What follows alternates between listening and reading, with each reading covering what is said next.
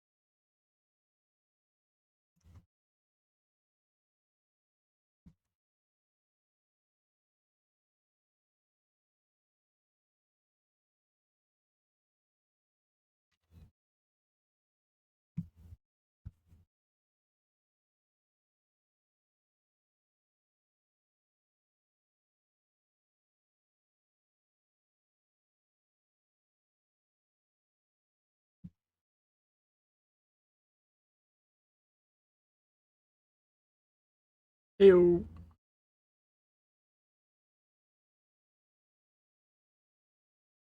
You not hear me?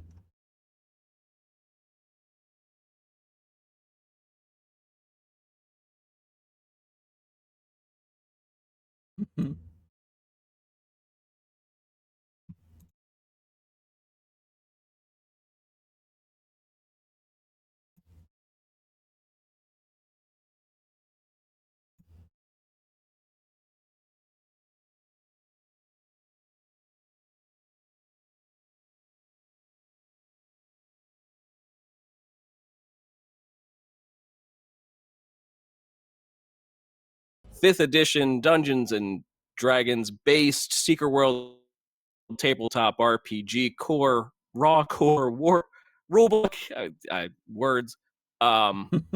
We have Brandon. Hello. Hey, how are you? Are we having like audio issues or something? I don't know. I'm not sure. I'm having a long delay. And we have. Oh, okay.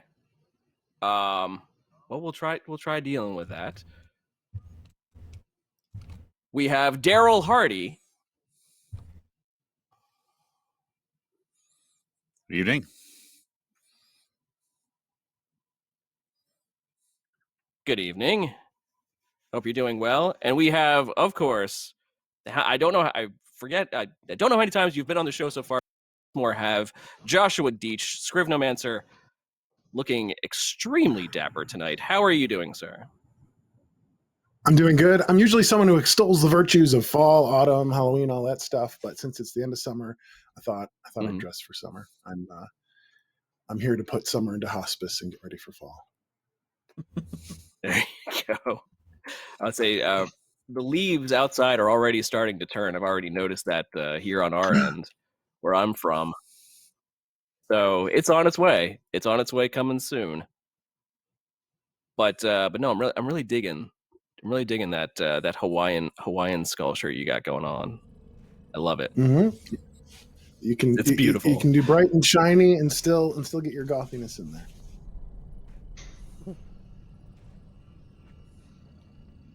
Say people are reporting a little bit of lag.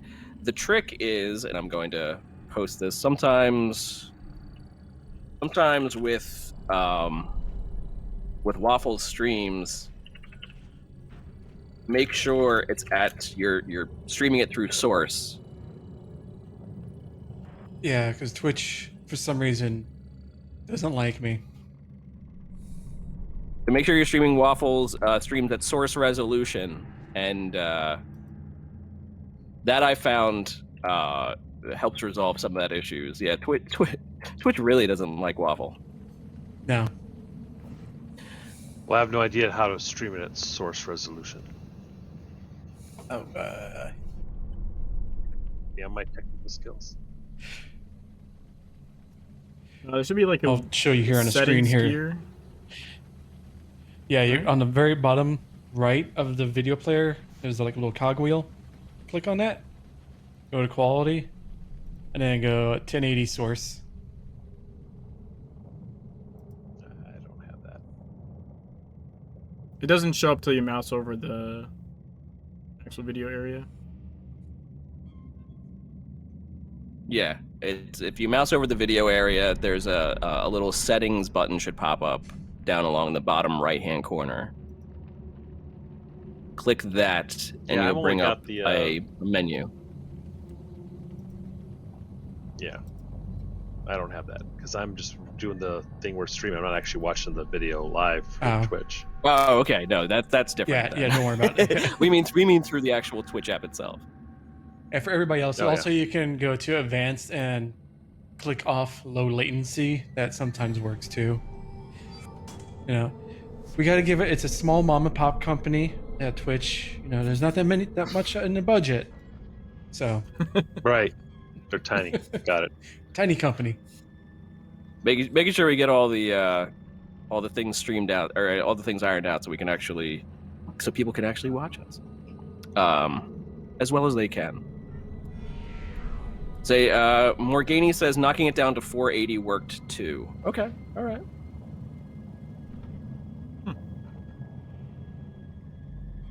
So that happens. But yes, thank you to everyone joining us in chat tonight. We are here to interview these fine individuals because they're releasing something very special this weekend. Brandon, why don't you go ahead and tell us what exactly are you going to be releasing? A large document. I think it's That is an understatement.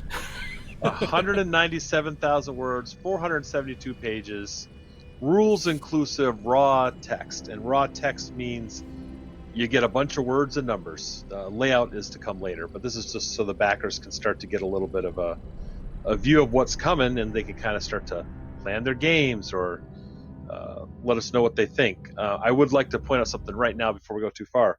Hold your commentary until we do the layout, as far as like giving us fixes and things. Like put it all in one document or something. We're going to set up a place to set all the feedback in one place at some point, so we can kind of process it all at once. So if you have any notes or something, write them down. Save it. Write them down and save it in a document, and because you're more than willing to hear any feedback, of course. Well, the thing is, if you put it all, if you take, a lot of people are going to read the first thing and then send something, read something, send something. That's going to be a nightmare to try and go through. Versus someone says, "Here's a page of what I found." Yes. Great, you know.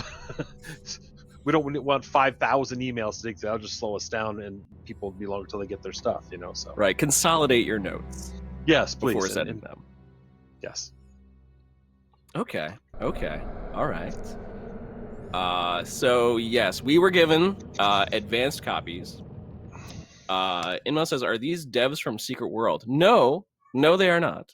Well, These guys are from Star Anvil Studios, and of course, Former. Former. Yeah, we got one. I didn't say like, Former. you're gonna do him dirty like that? He's been demoted to Star Anvil Studios. I used to be Joshua Allen Deach. the star Scrivenomancer. Nothing related to Secret.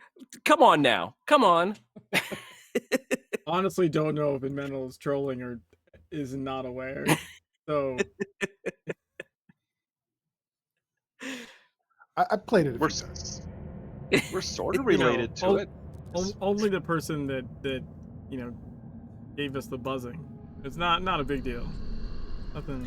Well, That's I mean, true. it is a good question to ask. They may possibly be trolling, but it's a good question to ask. First and foremost, what is your overall experience with Secret World, the Secret World and Secret World Legends? What is your overall experience with the games that have been released? And if we want, we'll start with whoever wants to talk first. About you. Brandon, you got us into this. I was a, that's true. Or, I was or a Josh. I was a dev for many years on Secret World. I'm not one of the original creators though. Pre-production, I did create the buzzing. That was my pre-production contribution or pre-launch contribution to the game. I mean, I originally worked on Age of Conan, and then eventually did over as lead writer of Secret World for several years, and now I'm helping out to work on this tabletop game because tabletop games are true. One of your passions. Yes. What other tabletop games have you worked on just for? I've worked on Vampire the Masquerade in various editions. That's the one that hits my inner fandom. It's all the way back as a teenager. Vampire LARPing and tabletop playing. It's fun to play on that. I've also worked on Vampire the Requiem. I've worked on Hugmire, which is a delightful game by Onyx Path. You play, it's basically D&D, but you're dogs and cat people. Dogs, yeah. Yeah. What else? I've worked on. I gotta look at my shelf here. I've worked on Scarred Lands, also by Onyx Path. It's a setting within using the D&D rules. It's a sort of Greek mythology meets heavy metal kind of a setting. I've also worked on They Came From Beyond the Grave, which is one of my favorite ones I worked on. That is a horror comedy game where you basically in really campy B horror movies from like the 60s and 70s, like Hammer horror, that kind of stuff. Nice. So you have quite the little pedigree there when it comes to tabletop, and yes, a previous dev for Secret World. But Daryl, how about yourself? Yeah. So I have not actually worked on the video game. Sorry. No. My questions were even right. related to we know you two are not devs, but what Sure. just what experience do you have with the games themselves? More like not a whole lot. I'll be honest. Okay. I was very excited about it, when it came out, because it was something that nobody had done before, with the real world ramifications, the real world investigations. Like here's stuff, like there are no quests. You can't just follow the breadcrumbs. You're going to have to go out and research this stuff yourself. And I thought that was very innovative, and I was very excited to see what they did with it. Okay. Time passed, and then Brandon's like, "Hey, for Secret World, you want to work on the RPG?" Yes, I. Pulled me. Fair. Mm-hmm. And Brandon, how about yourself? So I played early on quite a bit, but then just kind of fell out of love with the interface. It's just not my thing. And then I had, so I played the game, played a Templar, played quite a bit at first, and then I love the atmosphere and I love the idea of the game, but just there were other games that caught my eye at the time. But I always loved the way it looked and felt, that my wife just kept playing. And I said, well, what'd be really cool is I get something my wife and I could work on together. Mm-hmm. And so I sent an email, and that's about where this got. And in all fairness, just to point out for Daryl there, while he may not have played the game a lot, he just devoured every bit of lore he could find before he wrote anything, and ran everything pretty much by Josh to make sure, does this idea make sense? This is what I've read. Is this correct? So, I mean, plus he had, my wife read over and said, well, I remember this from the game. Why are you doing that? So. Yeah, I was going to say I think it's actually a good thing on projects like this to bring in people who haven't been looking at it for years and years, because they'll have new ideas. They'll notice things I wouldn't notice because I just looked at it for so long. But it's always good. Right. Fresh minds on projects. And I was able to appreciate the sheer density of the work that you had done, or you and the rest of the game team. Was like, yeah, okay, I'll just read this document and the other document in this wiki and the other wiki, and okay, I'm just going to clear my schedule because this stuff goes deep. I totally empathize. Most of my career has been honestly answering in interviews like, oh no, I don't know that very deeply, and then just keep diving into some huge puddle of. Okay. I mean, because one of the reasons why we players generally love this game as much as we do is because of that deep lore. So, like this is not as much a surface level game as it is much everything is connected, everything goes deep. And you mentioned the investigation missions. That's personally is what really drew me in as well in the first place. Was these investigation missions are so, like, they are some of the trickiest puzzles out of almost any video game I've played. That they are some of the trickiest puzzles that take you to like here I am in playing this video game, but in my web, or in my browser, I'm going ahead searching for the Vulgate Bible and finding very specific passages and using and comparing that to this. It's like, okay, yeah, sure. what other game does that? So that really drew me in as well, because I love a really, really good puzzle at times. So good, so great. So, like I said, you gave us the you gave it to us. You gave us the core book there, and we're just gonna say there's no real decent way to navigate it as much. It is just a straight PDF, straight text. It is differentiated into sections, but it is 472 pages. So it is a lot. It is dense. I've had a crazy week, so I tried to get through as much as I can. But it is a lot to go through. So let's just start out by saying, just by reading the latest announcement that was made for the game through the monthly Kickstarter, posted by Ross Watson, who was here last time, but not today. It said, "Greetings, backers. Keep an eye on your email this week. Star Animal Studios is pushing out a test PDF to you so we can make sure our delivery system works for providing you with the Kickstarter materials. Note, this is only a test." So by now, do you think everyone has received that? That was all sent out? Yeah. If somebody hasn't received it now, then there's probably an issue that they won't receive it when we push it out. And that's not what we want, of course, but we can fix it. They can contact and say, I'm backer so-and-so.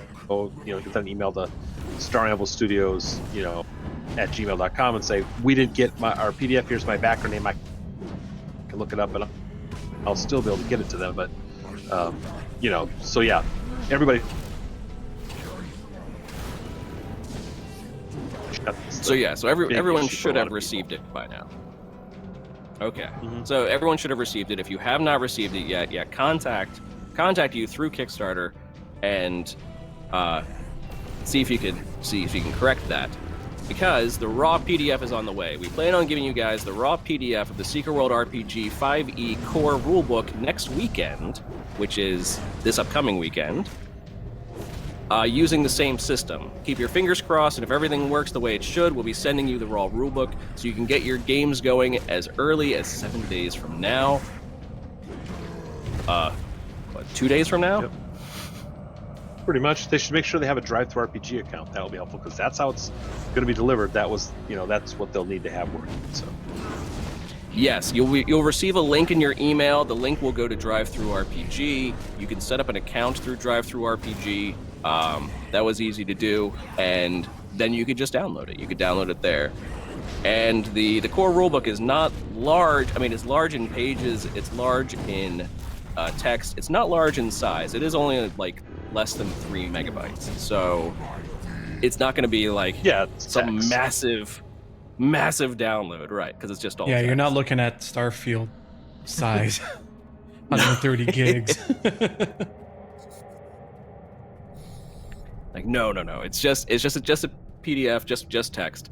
So we've been looking over it, and are you all excited for this release? Because this is essentially like you're going to go through layout, you're going to go through adding pictures, you're going to go through adding all of that to make it basically essentially look like a Dungeons and Dragons book does, essentially. And if you're familiar with that,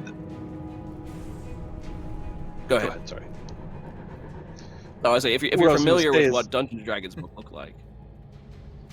Yeah, it's what it's going to do is it's the layout helps you navigate the book, right? It breaks up that block, like you said right now, that huge text is just impossible to go through. So when you get the layout, not only that, with the PDF, we're actually hoping, it's not a promise yet, to do it to where you can like little down the side, like little tabs you can click that will jump you from section to section, and hyperlink that a little bit, so you can page through the book instead of going, slide each page, every PDF over and over and over to get there. You'll be able to get pop right to you want.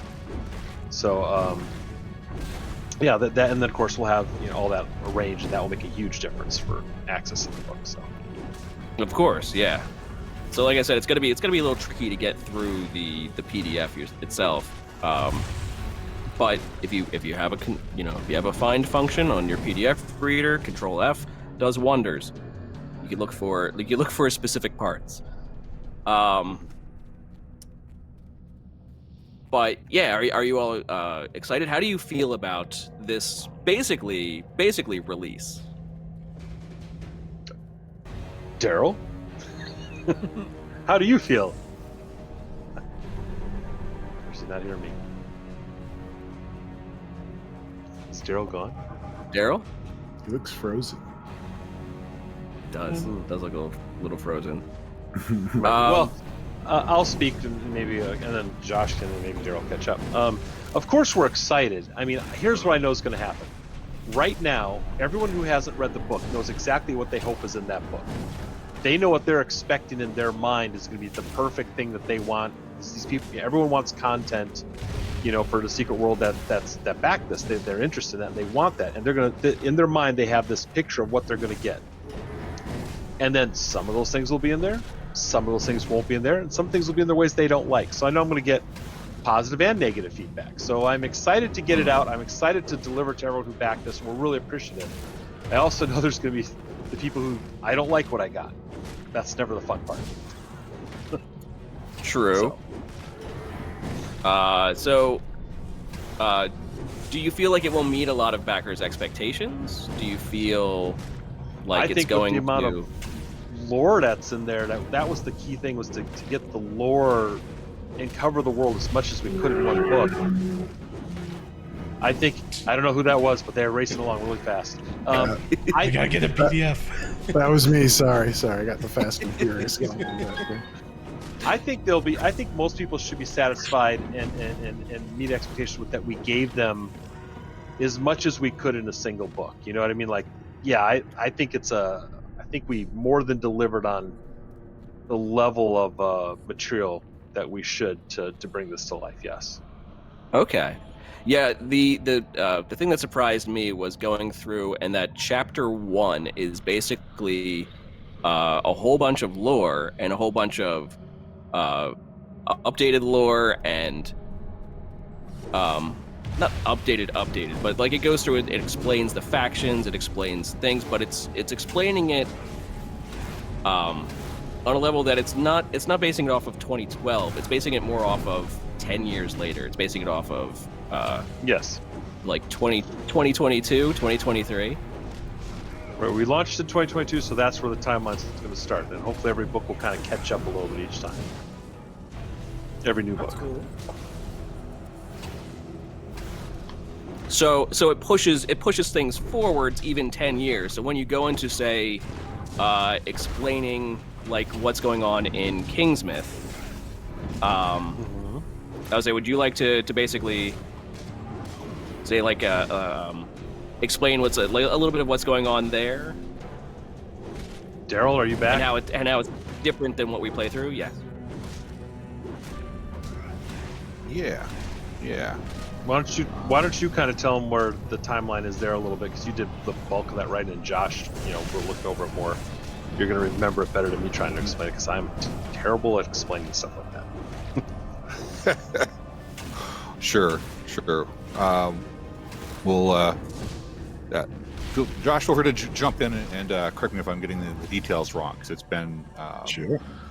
My work finished up months ago, and I'm just now seeing it again for the first time. Like, this is pretty good. Who wrote this? But yeah, so if you go back to Solomon Island and Kingsmouth, you'll see all the familiar places are mostly there, but there is a disturbing lack of fog. Like, what? I thought it was a lot more crowded with zombies and such. But things are still, they're not like they were before it all went foggy 10 years ago. Things are still a bit abandoned. It's not really the tourist center it once was, but it's not what we played through in the game. It's like there's been a soft reboot, and so there's still traces of it. But if you talk to the locals, like what was going on here, they'll be like, no, it's I can't remember exactly, but I know we had some troubles. They might be able to mention somebody got sick, or people left the island, don't remember why, swimming or something, and but it's like their the past has kind of been altered in their minds. Mm-hmm. Yeah. It's going into some of the deep weird, where in the video game you're playing through a sort of apocalyptic mist kind of scenario.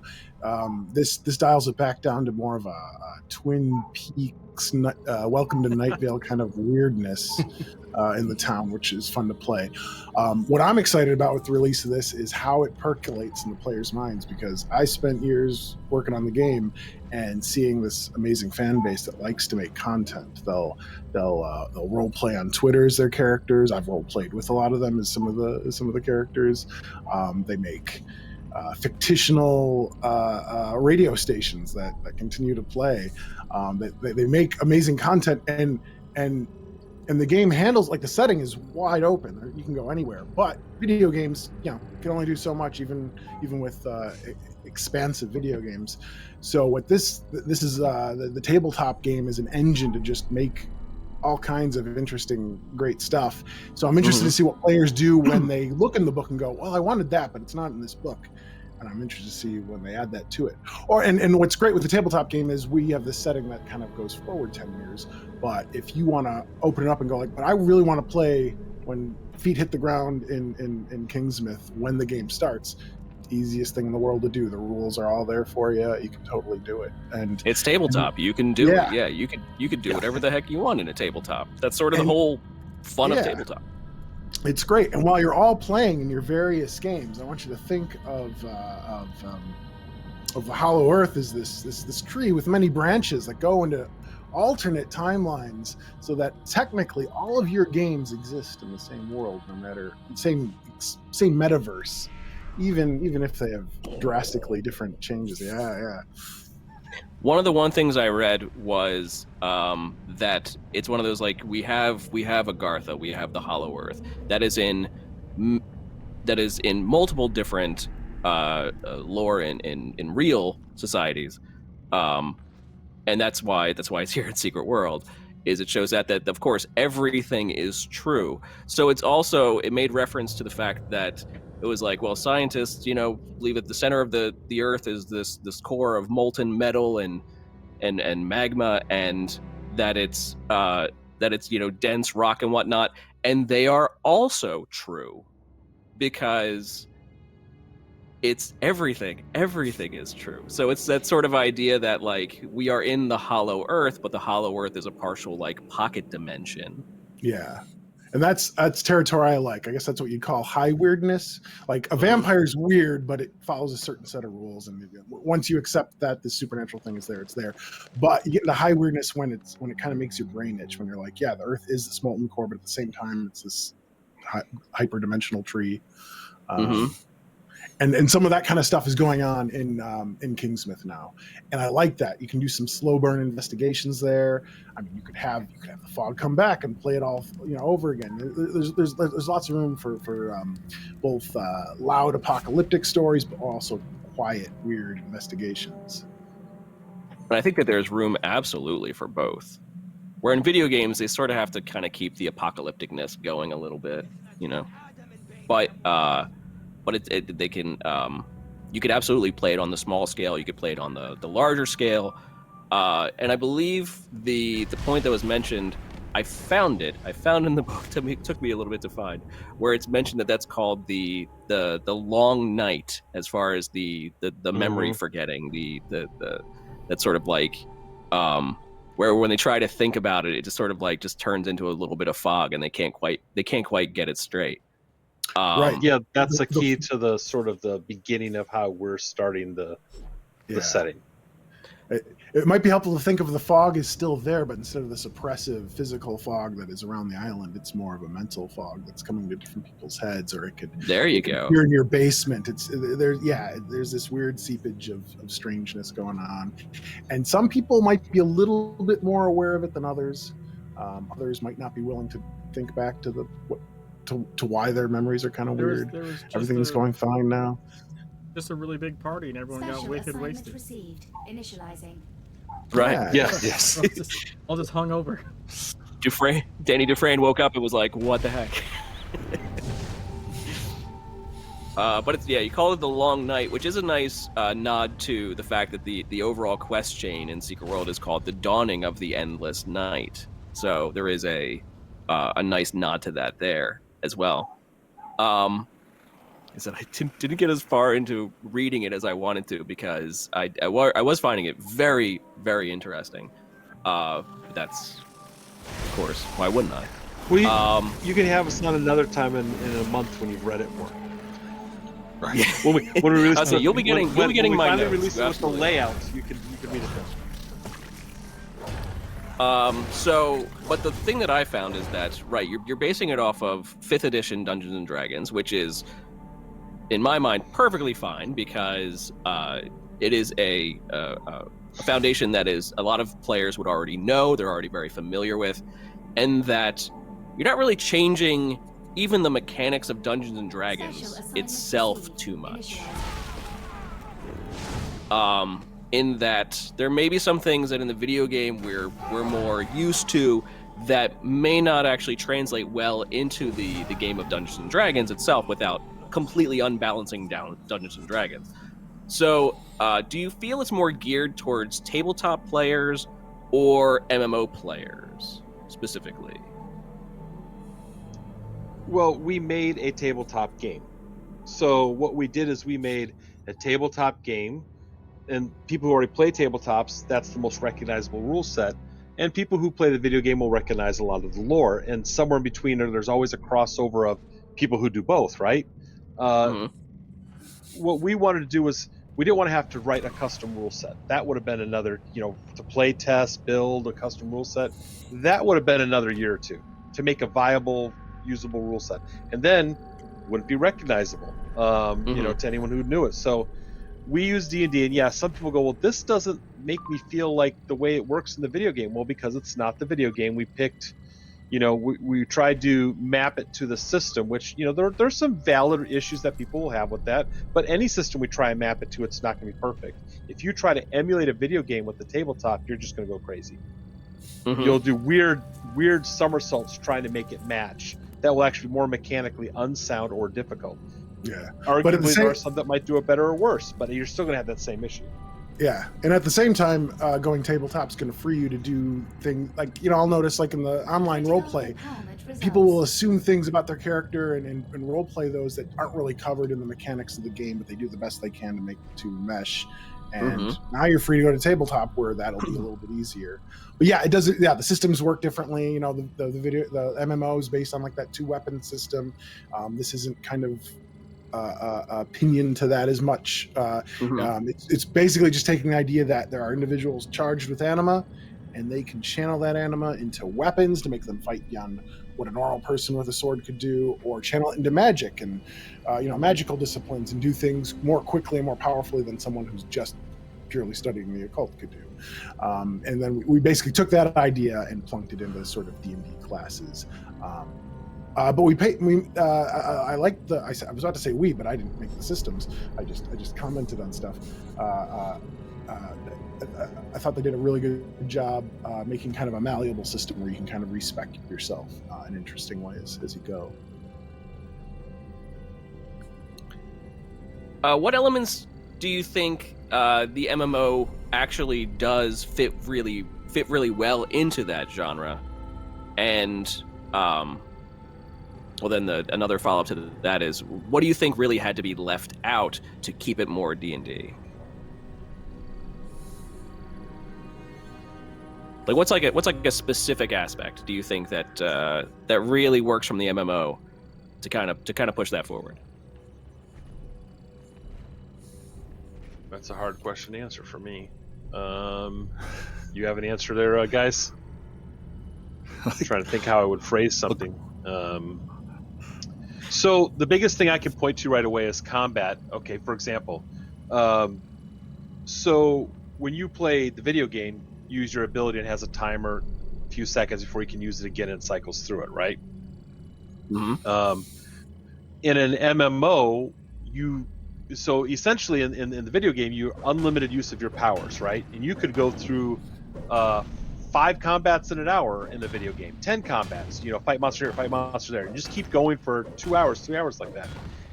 D&D rules are, and this is a common thing people will tell you about it, takes longer for a battle. So that timer is much more exaggerated, for example, before you can use a power. So like you might use a power, a spell from D&D, and you won't be able to use it for the rest of that, effectively that next stack, that whole combat. You're out. Well, if we gave you the same resources you had in a video game, the tabletop would become unmanageable for a GM if you could just constantly just spam abilities over and over again. That wouldn't mesh well. So you have to have this difference in how often you can use some of these abilities to give a balance that can be managed in the role-playing game. Different games will do that differently. When we do the Savage Worlds version, there's different ways to convert that. But in the end, it's still a thing of, it's not good. You still have to have some kind of limiting factor so that there's a resource to use up, so that the GM has that way to challenge you more effectively. I don't know if Josh has it or Daryl has a better way to explain that, maybe. Yeah, D&D is definitely a resource management kind of a system. I would say it's also easier to on the tabletop version show how your actions bleed into like the quote unquote real world or mundane world. You can show that a bit in video games, but a lot of times you're just fighting straight out in the streets and stuff. But in a tabletop, really go into the ramifications of what you're doing in a mundane world. Also, the locations are more open. As long as the game master is confident in their improv skills, and they go, "We're taking a flight to Tampa Bay, Florida, for whatever reason." You're going to go see the secret. That would be the best location, really. Yes. Yes. I mean, Florida's everything's true in Florida. Everything's true for Florida. And then some. I love that we. You go can explore there. why is Florida? I do love that we go there in the. When they say Florida screen. man is just one individual. It really is. We go there in the loading screen to South Africa. Like in the game. Yeah. Tampa is sort of an in-player Secret World joke. Yeah, but you don't get to truly experience what it is like there. No. But you can in a game now. But in Right. when you go to South Africa, you fly, and the loading screen is a map, and it's got the little dashes, and it shows you going to Florida, and going off, and that was literally from a community joke with Tron, who worked on Secret World, and it was Tampa. It was a running joke of like where we were gonna go next when we didn't know what the next zone was gonna be, and Tampa was the location. Before they announced South Africa, yeah. Yeah. So it's actually When we like do a- the North America book with the Illuminati, we will definitely do something with Tampa. Yeah, we I gotta do a petitioned for Tampa. book, at least a Tampa mention. Yeah, it's I- the I- linchpin to the entire plot. I asked for it. that was like right around. Yeah, like we need a when- whole entire book for it. That was right around when Stranger Get an Things entire was, book for came Tampa. out, and so I was messing with Tron. Okay. I kept calling it Atmat. I was like, it's the upside down of Tampa, Atmat, and he didn't get it for like a month straight. Atmat. I finally explained that Atmat was Tampa backwards, and he was like, shut up. And this is the beauty of tabletop games: is that an in-joke can easily become an actual thing. A real thing. Yeah. Could go to the upside down of Tampa. Your budget is only your time and imagination. Yeah. So mentioning that Dungeons and Dragons, of course, is as far as a genre sort of game goes, Dungeons and Dragons is very tactical. It's very resource. It's a lot of basically resource management. You have spell slots. You have ammunition. You have hit points. You have that don't just come back at the end of a combat. You have a lot of stuff that ends up being resource management. So I wanted to point this out, that there was a couple of things going through the books themselves. I wanted to sort of head off a bit, because I was like, oh, this is not like it's experienced in the video game, but it's a different genre. I said it's basically based off of Dungeons and Dragons itself. So two things I noticed, but after going into it, they did kind of make more sense. One was ammunition. That there's a listing for ammunition, guns have bullets. You mentioned like crossbows have bolts, certain things like that, which is very Dungeons and Dragons, which is very, you have to keep track of that sort of thing.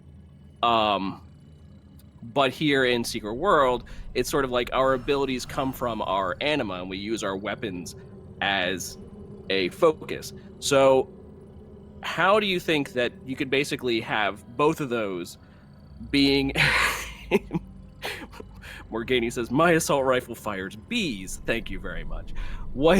Yes. How do you think that those two, that, again, they're all, everything is true.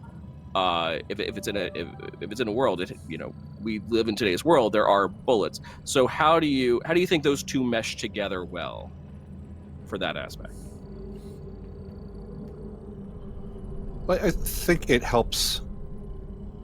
It's one of those things where the tabletop probably does it a little bit better, where the players are like, I don't want to cast a spell. I just want to shoot the zombie. I have a gun. Yes, I can cast spells through it. It also has bullets. Can I just put a bullet in his head? Or I want to open this lock. Can I just shoot the padlock? And of course, in a video game, the question, can I blah, is answered by, well, did they program it to do that?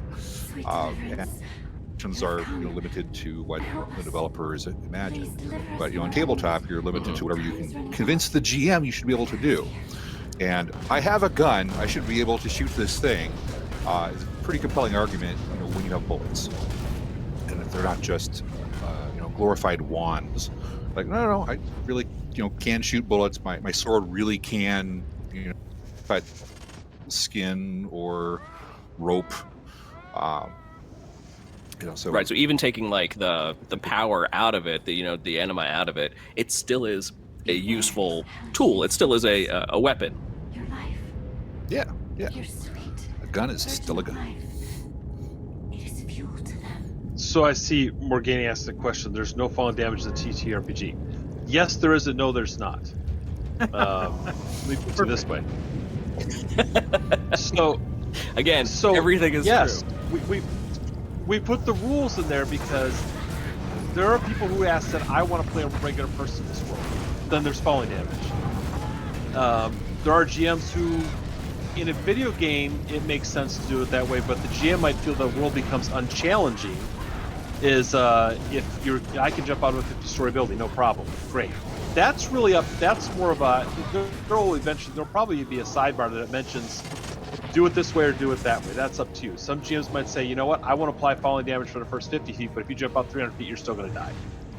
I mean, obviously, that just comes down to what works better in a game for the way your GM's running it.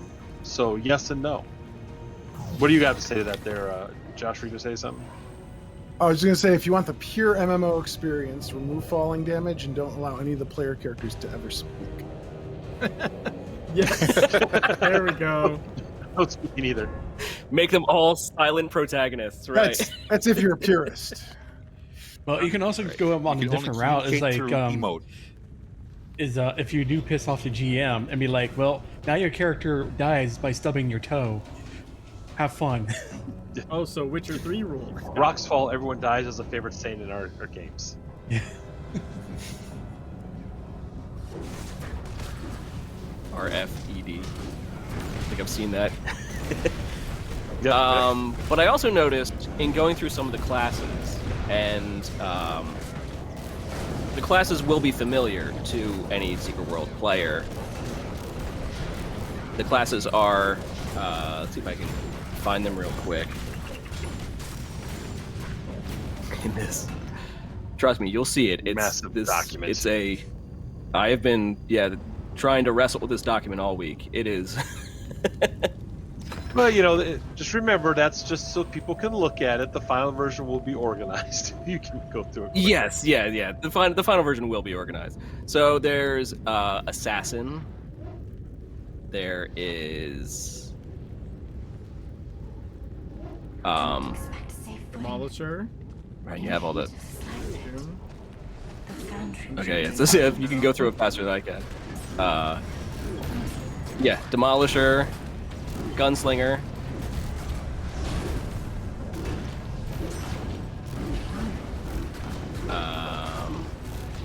Magus.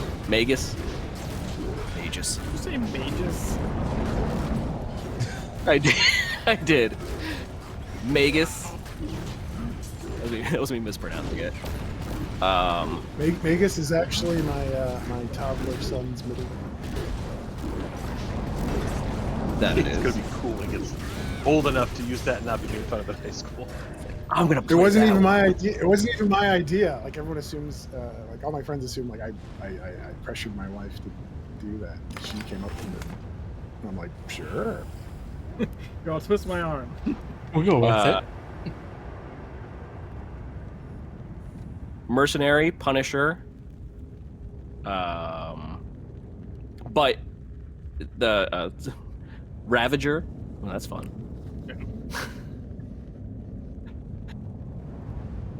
You Ravager, you brought her. Trickster. Hurry. Come to me. Before the demon army sweeps you out. Warlock. Load And all of course, the but like as we're saying, we're going off of basically Dungeons and Dragons 5th edition. So most of those all core are the same. So of course, Warlock has Eldritch Blast. Of course it does. And that you didn't really change around much of the names of the spells, and you didn't change around too much of the names of the of all that because, oof. Well, yeah. Would it be great if you look at the number of abilities listed for things? If we try to rename every spell, what you defeat is the ability for people to recognize the D&D rule set and go, this does that, and that's what we gave. The D&D rule set gives them that familiarity. If we rename everything, go, well, what is that spell? Is it the same as this one? And yes, they can learn it. This is more so you can pick it up and play it. so cruel. People who've played the video game can go, I'm going to call it this from the video game, and then call it that. Mm-hmm. Because this is what it's emulating, and do that. But for people who want to play D&D or have discovered this, or even people who play the video game but just want to be able to find it in the book quicker. If they play D&D, they're going to know that powers this, and it's less than trying to figure out why is X and Y different.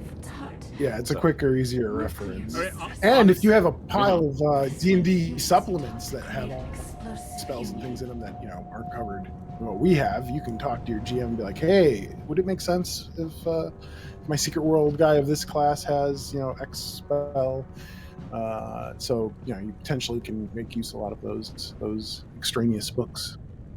honestly, we do some of the same stuff now because there's shit that got renamed in Legends from the original, and lots of us still just call it the old name. Just be out of Right, habit. yeah, You're just like, right. yeah, it's that thing. We all know what we're talking about. Just whatever people are comfortable with. But something I noticed was that going through all these classes is that it relies, for each class has a bunch of cantrips. And for those not Dungeons and Dragons, can you explain what a cantrip is? Those are it's a spell? really low levels. Oh yeah, they're really low level spell. That you just keep casting. They're spammable basically. Okay. I think that's emulating those types of. Brennan talked earlier about how the powers in the video game.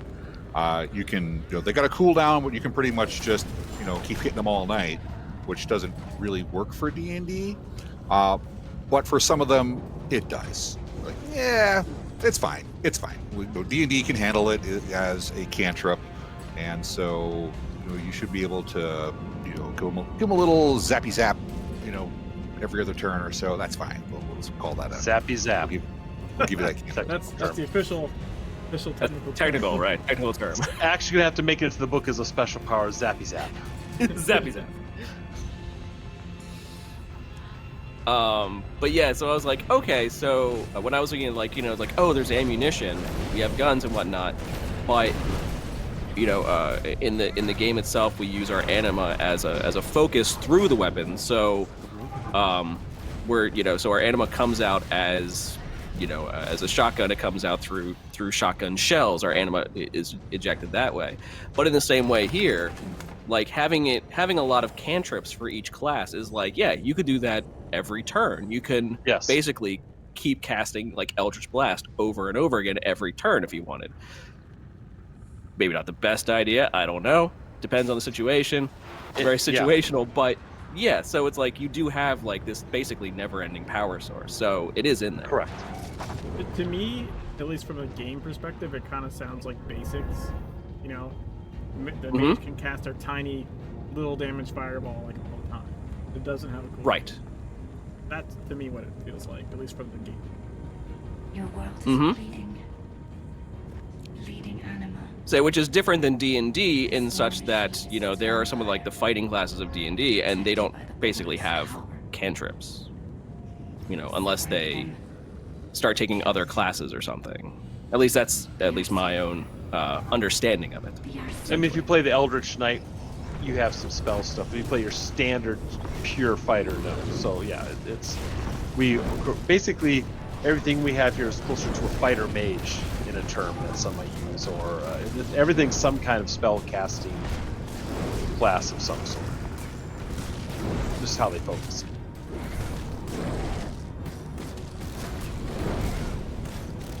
So we have Daryl here on the show with us today.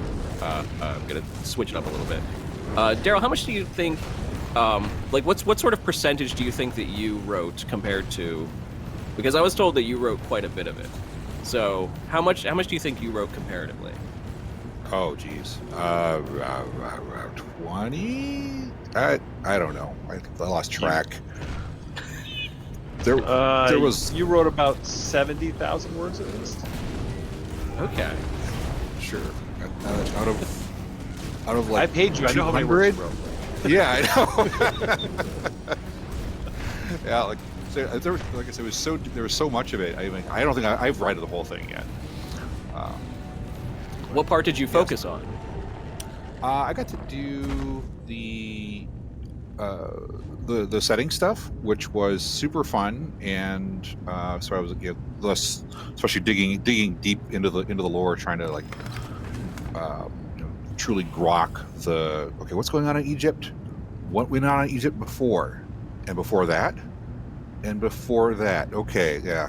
So then you do that for Kingsmouth and all the other places.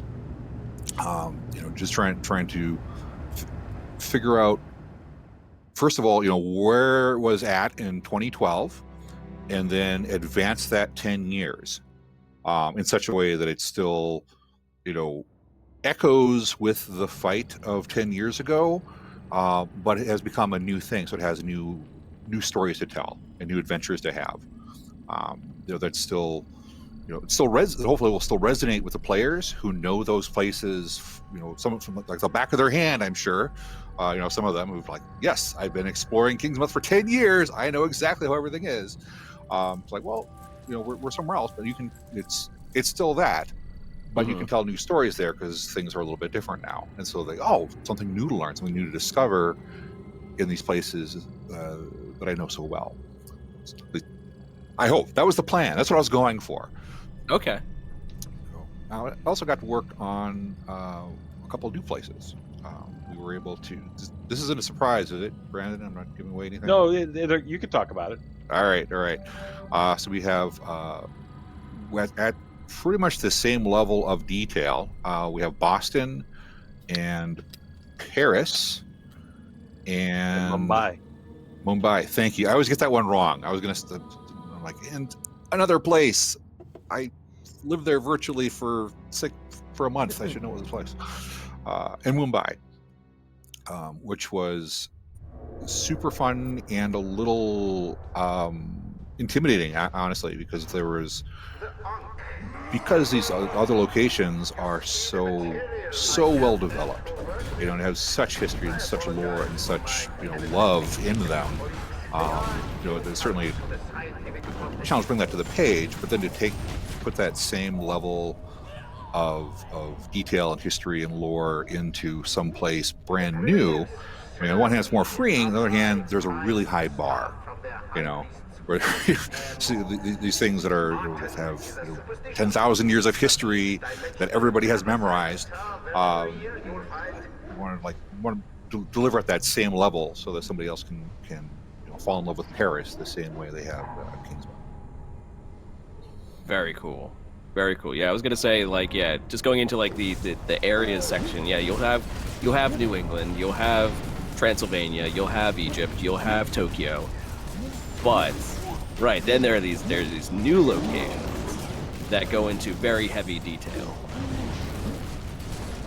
I really felt that if we weren't giving people new locations, what were we doing? Because everyone who's been, especially people who are watching this show or played the game for, like, say, a decade or even 5 or 6 years, you've seen those locations dozens, hundreds of times that are already in the game. If we're not giving you something new, then why make a game without giving you new content? I mean, we're doing this book. We should be expanding and growing the world so that people have more to do and more things to think about versus just replaying what's in the game as a tabletop, which is totally valid for those that want to do it, and fine, and I hope you love it if that's what you want to do. But we also want them to say, people say, well, I want more. I mean, that's the one thing people clamor for, is write more content for the secret world, and that's what we're trying to add.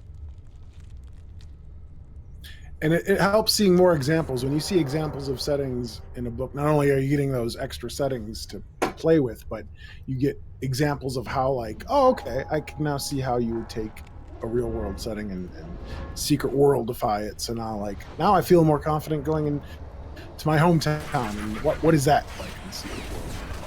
Any location. Or Tampa. Tampa. Yes, or Tampa. All Agartha roads eventually. Eventually lead to Tampa. That's actually the root of the tree grows. Gaia lives in Probably shouldn't let the secrets out. But Oh, you've given out the secret. You're gonna take our license. What a big secret.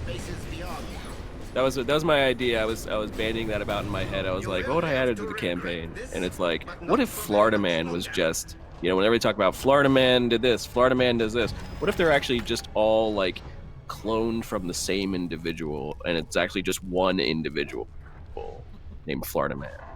Q keeps dropping every time they clone him, so that explains it. Right. Something doesn't go right in the cloning process, and he ends up doing all kinds of weird things. But that's a great seed to start with. Is Florida Man a shapeshifting Isn't it that? Yeah. transdimensional entity? Is he a psyop by X government agency? Is he this or that? Why Florida? All of it's true. Yeah, and then on top of that, why Florida? Why Florida of all places? Why is Florida Florida? I used to live there. I don't know why Florida is Florida. I live here. I don't know why either. We say this all, but Waffle lives there. Yeah, I blame Waffle. I'm sorry. Waffle's fault. It's all right. Hey, listen, from He someone is who Florida lives in man. New Jersey, like, you get it. It's fine.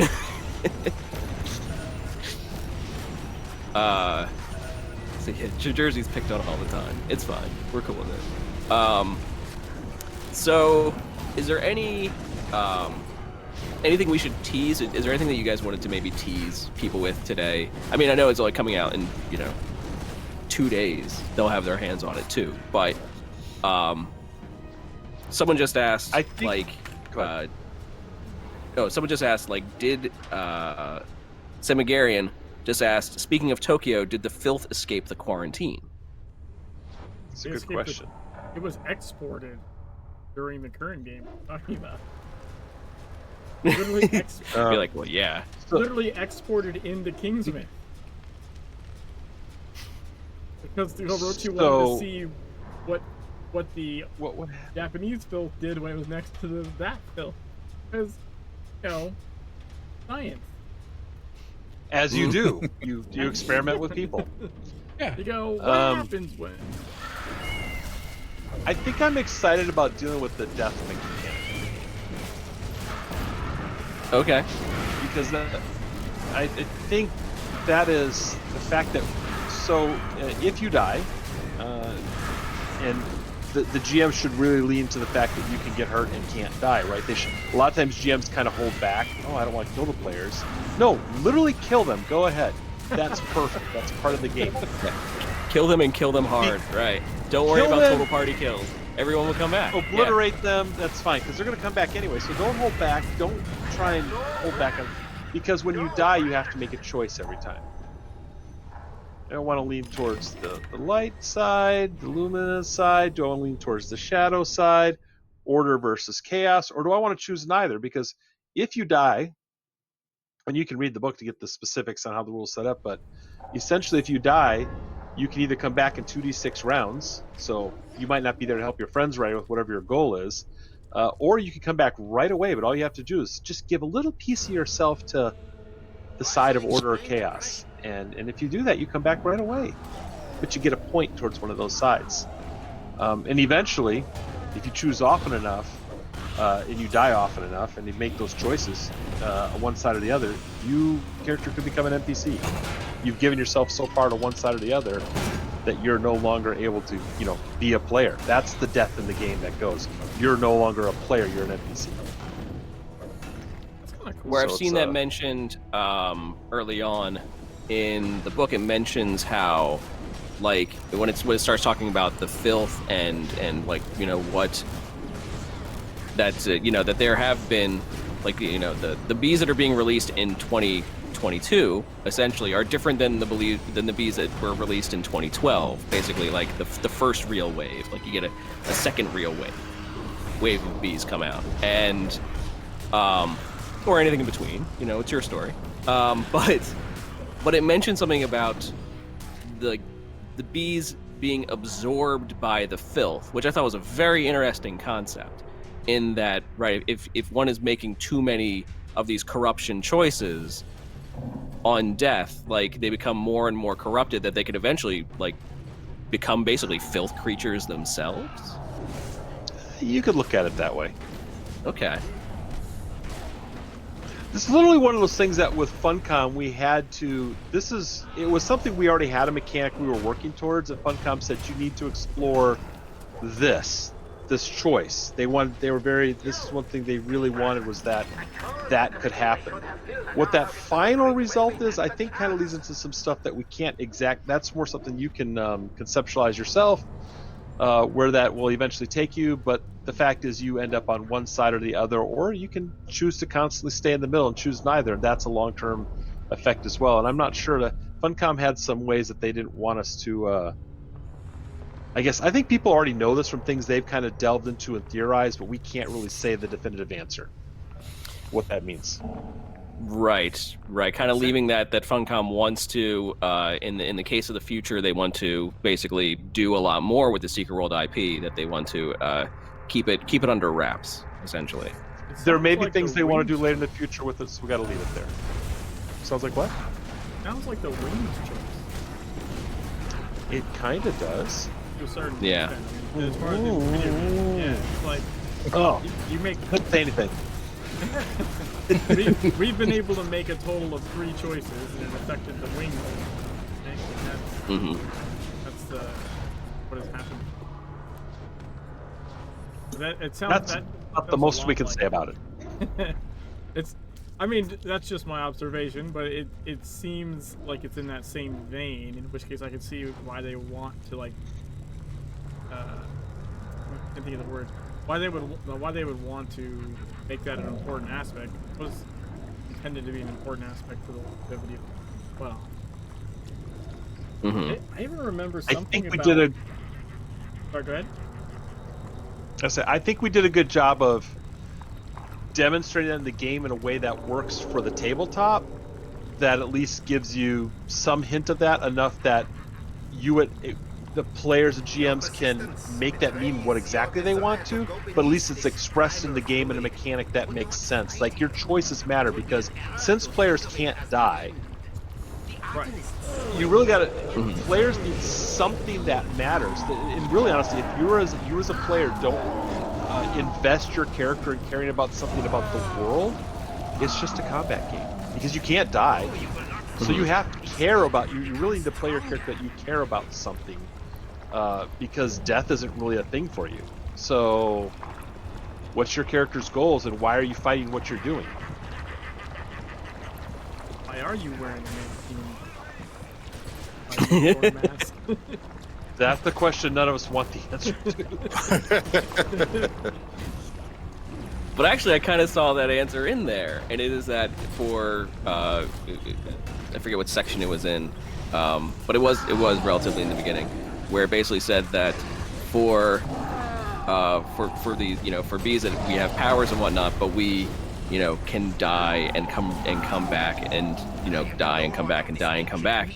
That eventually you become a little jaded, or a little like you're a little more black humor, a little more that you start getting this like, what is everything really worth? What does everything really mean if nothing really has consequence? Yeah, and it separates you from all the people that are so much more squishy. Yes. Yeah, those so squishy people. If everything stops necessarily having consequence, sure, go around wearing a mankini. What the heck can anyone do to you? I mean, yeah. His video is frozen, but I'm here. Oh. Can you hear me? Yeah. Oh, there you are. Okay. Yeah. Yeah. I can hear your fabulous voice. It's fine. I'm free. I'm ventriloquism. man, he was good at that too. It's almost voice thousands of miles. It's too bad, because I actually put on my mankini and now it's frozen. The Just had to imagine no, it. No, we're not going there. I'm just leaving that for you. You said you were digging a more summer vibe today, so we don't know what's under that Hawaiian shirt. Exactly, that was the big reveal in the camera. Oh my god. Something more than reality can contain. When did it? Scrivkini. I must release it. Bomber asks, will we be able to resurrect at Animal Wells? I believe... I'll let you guys explain. we didn't make that a thing in a tabletop per se because, again, I don't think that. So you're sitting there. Look at it this way: you're playing a game with your friends for, 2 hours. You're into this big combat you've been doing for an hour, and in game terms, it takes you like maybe sometimes all of a minute to run across that game screen back where you're going. Do you really want to like simulate how the player can come back instantly? You want them there. I mean that works for a video game to kind of make some certain levels of difficulty. I don't think that's really the best thing to do in a tabletop, but if your GM wants an animal well and says it's right here, they can just declare the animal well is this spot on the map. You have to go there. It'll take you this long to get back into the fight.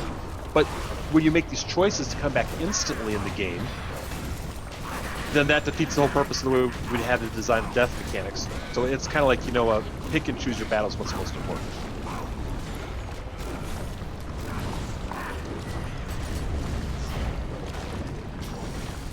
Tabletop, a res from a player is good, a wipe the well makes sense. I mean, but like I said, that's up to basically how the DM wants to run it. Yeah, you could be literally like, that's just the thing you can just determine as the GM and say that's how it works in my world. Mm-hmm. Or we got one of those 50 little Mitsubishi portable respawn. Or yes. And you can say, well, you only have 4 chances with that before it actually breaks, and then you have to hike your sorry butt from like 10 miles away. But it's again, like you said, it's up to the GM how they want to play. It's up to the Yeah, GM. It's all about what makes the story good. Yeah. Waffle, are you insinuating that Now Orochi technology breaks? No, it's high quality equipment. Now, I will mention one thing though while we're talking about things like you're bringing up stuff like this now. What was since Daryl, if for those that don't know, he writes some stuff for the Secret World for us. He is actually doing the Savage Worlds conversion, and that system allows us some flexibility on some things that are different than D&D. So I think a lot of that system is what they call trappings. How you say things work is how they work, but you have to declare that when you build your character. I think there will be some stuff that we'll be able to fit in there differently, more appropriate to that. So like, we'll add a sidebar that talks more about, the animal well in there specifically. If that's, what people come and say, I wish you had this, I wish you had that. Well, we can't rewrite the whole book now. That would delay you forever. But we could say, hey, Right. a couple of sidebars we can add to the book, like do it just by saying you do it, or this is how you do this. Some of those things that I know Daryl's like thinking and said, okay, I'll take some notes here, and I'll add that to the conversion as a couple of sidebars, and it's fixed. So there's that. And that's why we say it says you say right in the beginning of the book, or right in the beginning of the core book, you say, can we send you feedback on this PDF? You put not at this time. Please hold off on giving us notes until we have the text in a layout, because then we can work with things like page numbers. We'll release a fully laid out PDF, including all the great artwork, as soon as we can, and that's when we'll welcome any and all feedback for you guys to help us make the best version of the book it can be. So no feedback just yet. We humbly ask you for a little more time, and then we can open the floodgates. So in effect, it's like, yes, you want feedback. You absolutely want feedback, but to, give a little time and basically, read the whole thing, put out your feedback in a more, constructive manner. Well, I think a lot of people could read it and right away just have gut reactions and start spitting stuff out, which some of the gut reactions may not be 100% accurate. But like I said, 2 things: we can't rewrite the book. So if it's a core rule, it's not going to be able to be changed. However, if it's something that we can explain with a sidebar that takes care of the issue, then sure, I don't see why we couldn't do a couple of those. Again, we're not going to write 50 new sidebars either. Some things you just have to say, the GM can choose to say this is how it works in the world. But if it makes sense, if we get enough people asking about a particular thing, we go, wow, we got 700 people sent us stuff, and 600 of them asked for this one thing. well, then maybe we should look at that. 50 people even. Mhm. If it's enough for people, if half of our base is interested in a particular thing being explained better, well, then maybe a couple of those things need a little more expanding, yes. But we also don't want to write 15 pages because I can't afford Daryl. What Daryl charges, man. Well, and then Premium. then Josh has to read it over, make sure it's good, and then Funcom has to approve it, and that's how much longer you'll wait for a book. Right. So I mean, it's not that all that stuff just delays. So we have to make sure what we're doing is important to add to the book. Like, does this stop people from playing the game? Does this make it a negative gaming experience for a large majority of our players? Is that something they can just fix on their own, or is it something we need to put in here for everyone? And if that's the case, then we should make that change. Okay, understandable. So, let's see, did I have any more?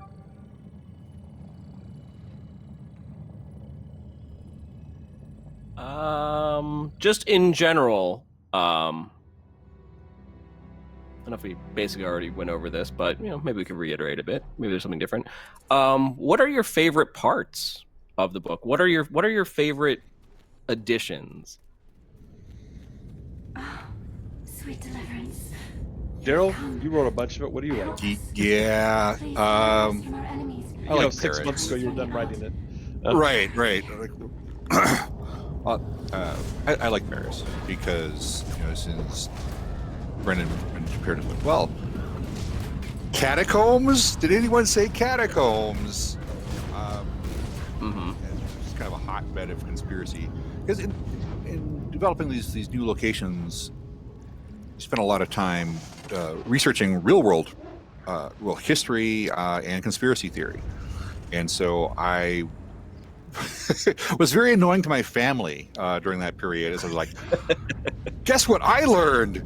And sitting around the supper table going, so the reason that they have catacombs under Paris was actually because they were digging up limestone back in the Middle Ages, and then the building started sinking through, and so there were two projects at once. They had to shore up these sinkholes all around town, and they had a whole bunch of bodies from the plague.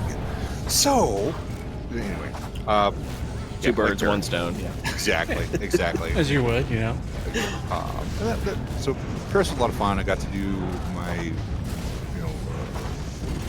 got to indulge in my catacombs, and so of course there's got the Louvre, the Eiffel Tower. Also look around some other lesser known real world places with some history attached to them, and of course you tweak it and twist it,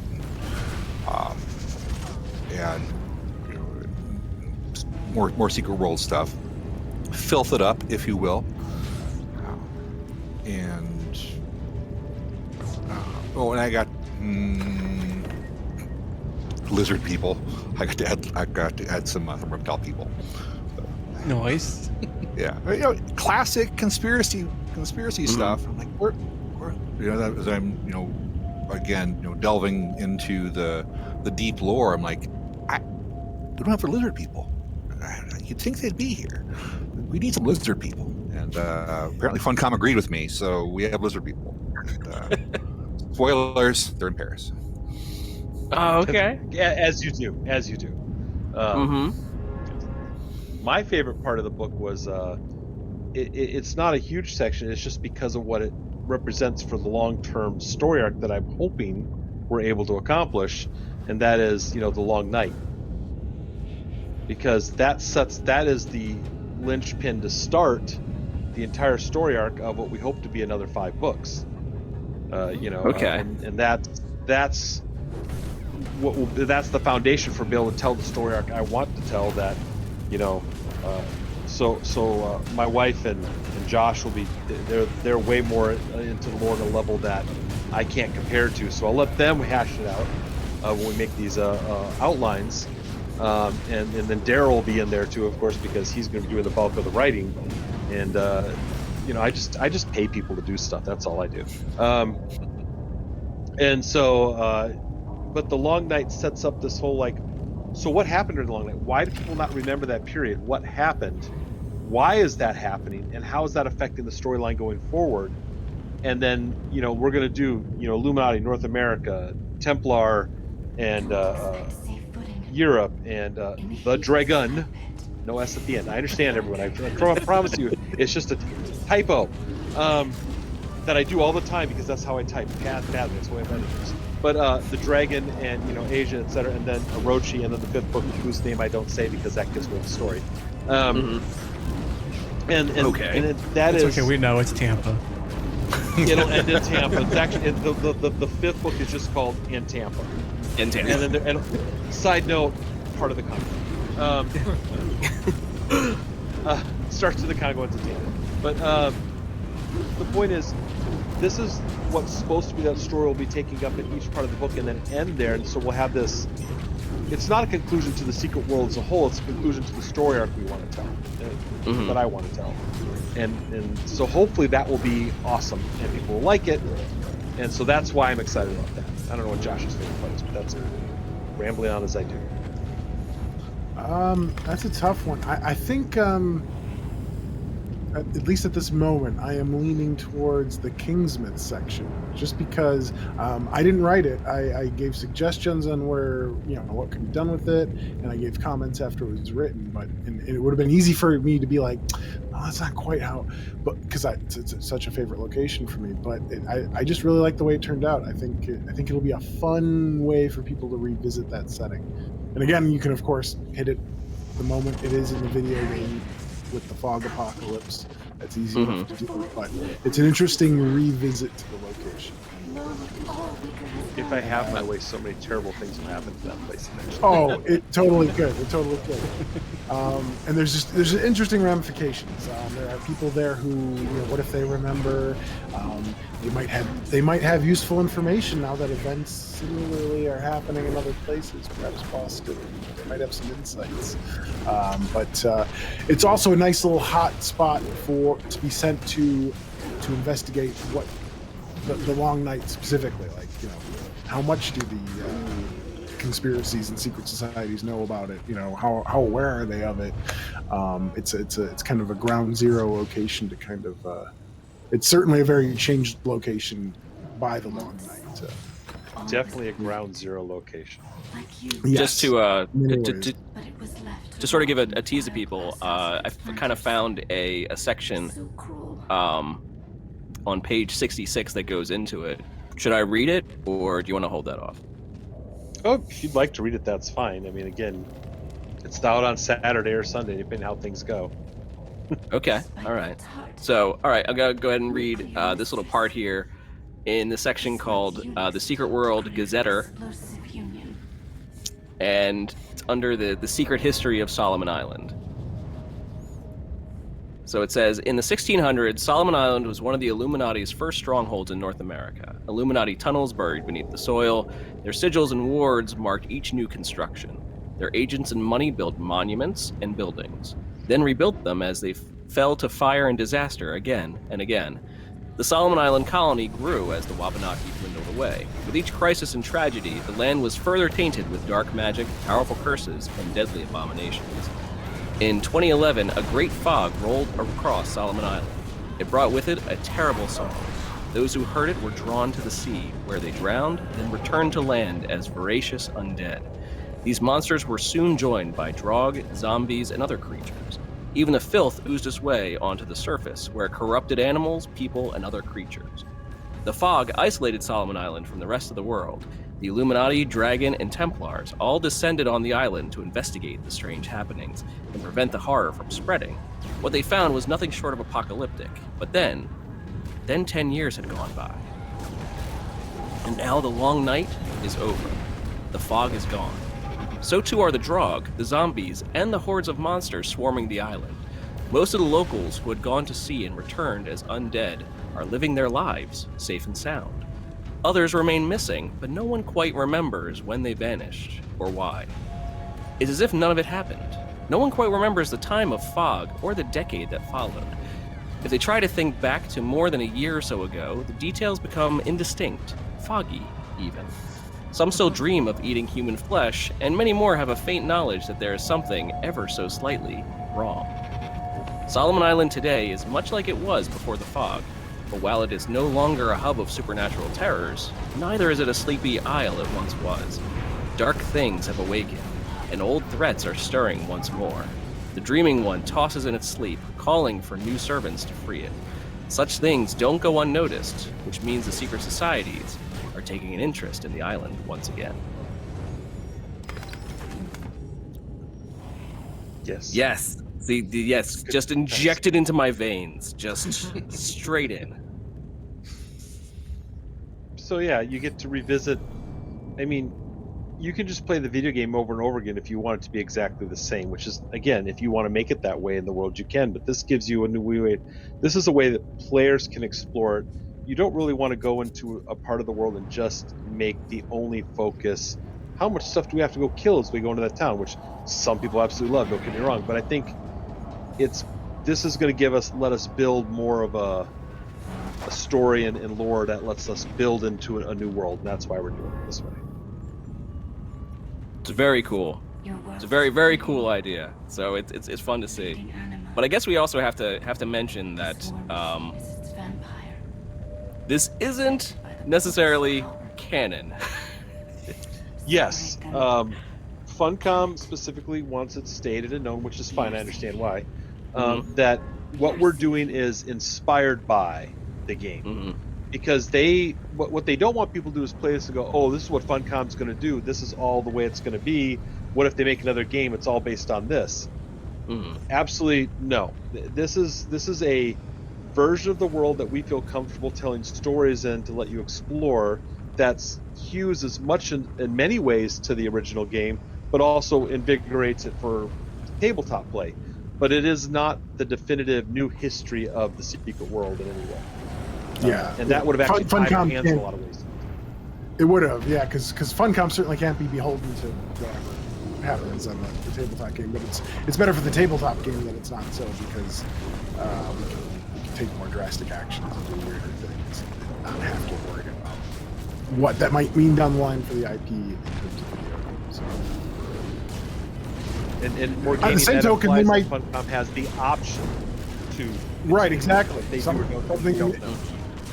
Yeah, something interesting might develop, and they go, "Ooh, that's cool." We make no promises or guarantees of anything they do. We have no knowledge of what Funcom will do with the game. We just know what they let us do.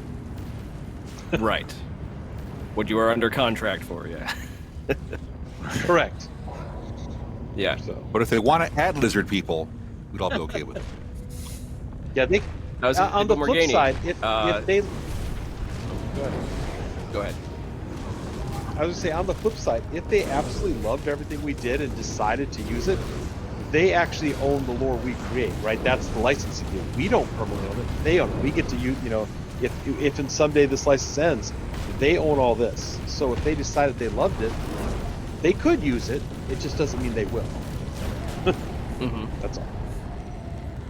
I was saying, and my thing is that Morgani, something that I always try to say about Secret World is that yes, we know there is not a whole bunch of development that is currently, it is not at the top of their list right now, and so that would imply that Funcom is going to the game, but they could. They've actually have done updates to the game in recent time. It's just not fast. It's just not whatever. But the best way to show Funcom that you want them to is not to just, continually bash them. It's not to basically continually attack them. It's to basically say, hey, we're interested in this. We want to see this. We want you to do this because we are interested in this. And if they see that some people are interested in it, then maybe many people will be interested in it. And a part way to do that is by still actively being part of the community and being part of whatever, and supporting stuff like this, where people, you go out and say, hey, we're going to expand this. We're going to make it into a tabletop game. We're going to, yes, precisely. Funcom speaks money. Corporations speak money. It's, Orochi. It's the Illuminati.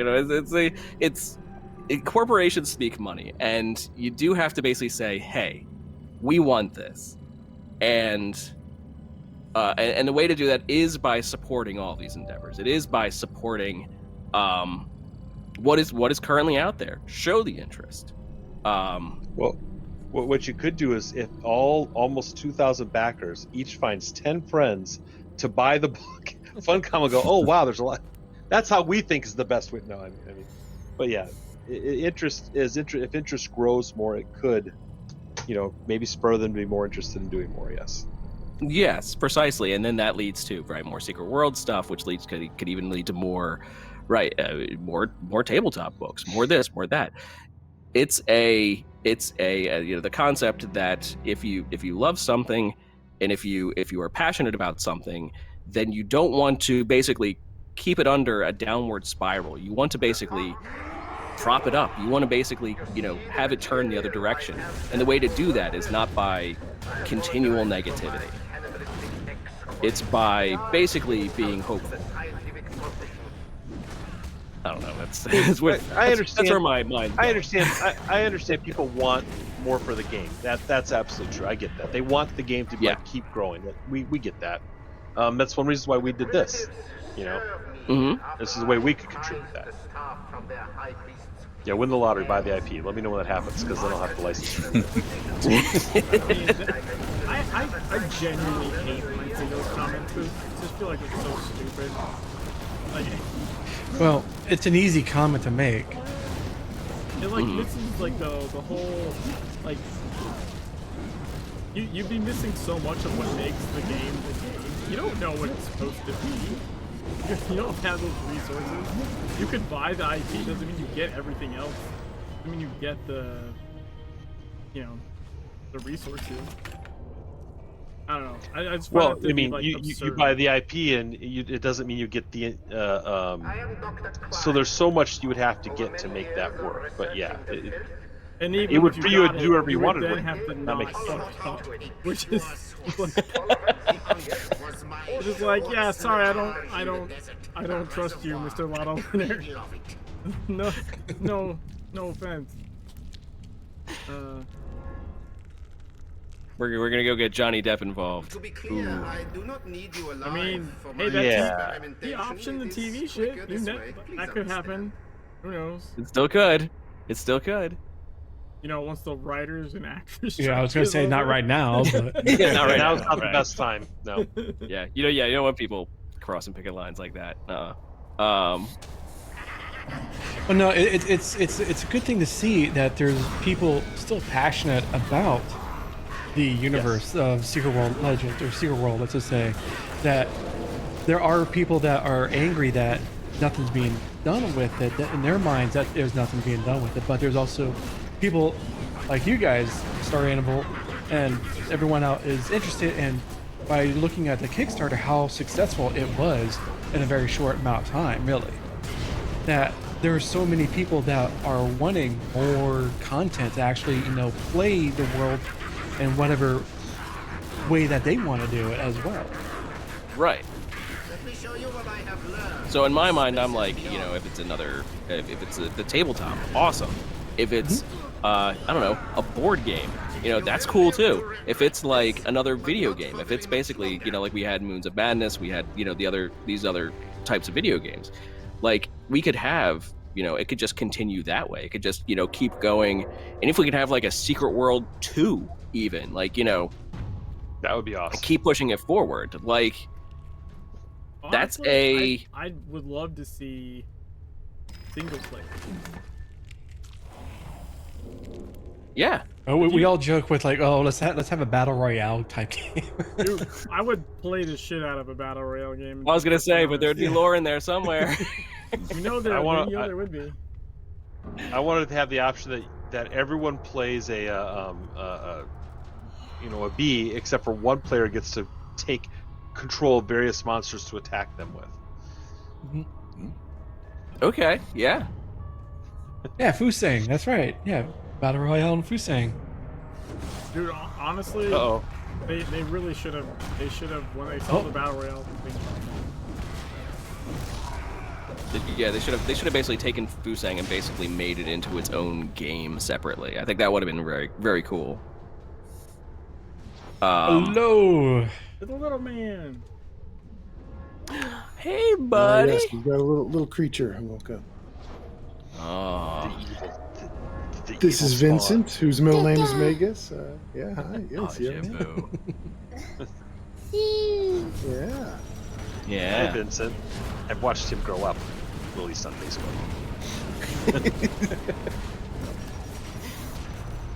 Hey, buddy. So we got ask Vincent, what is your favorite part of the story? The part where Daddy gets paid. What is Hey, what is Daddy. Vincent's favorite story? What is your favorite story, buddy?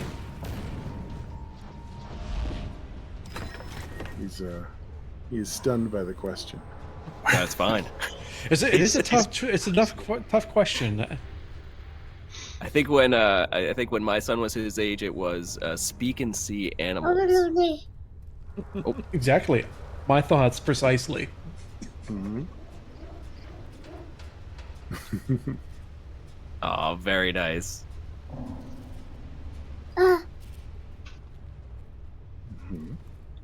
Listen, kid. You've taken over the show. Whatever you want to say. Yeah, floor is It's all yours. Whatever you want to do. You got anything He to actually plug? knows the entire plot that I'm going to do, and he's telling you right now. Oh, Oh, spoilers! Breaking news.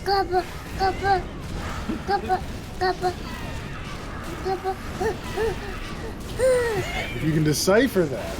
The monster Gaba is going to Totally. chase you, and you'll be going, I 100% agree. That was he had some energy behind Get some that. fun. Like, Yeah. it was very like I don't know, Words. it was very urgent. It was very urgent. Mm-hmm. Like, you need to know what I'm gonna say. Yeah, you need to know this. This is important. It's like, my time is now. Here are my words. So I'm going to have to wrap up here. If you guys got any last questions you want to ask for me before I go. Well, I think I'm pretty much out of questions. Does anyone have anyone in our chat have any anything that we have basically gone over, or anything that we've not gone over? Any giant questions you have for our guests?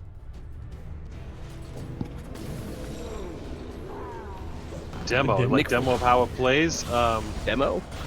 So there will be there's the players get to there's going to be some people get to play in a game that paid for that. But as far as us running the demo, I don't know that we'll be running or putting that on the air anytime soon. That we would do that. No, I don't have the tools or facility to really set up and do a good demo for everyone. It would be pretty choppy and look pretty poorly done.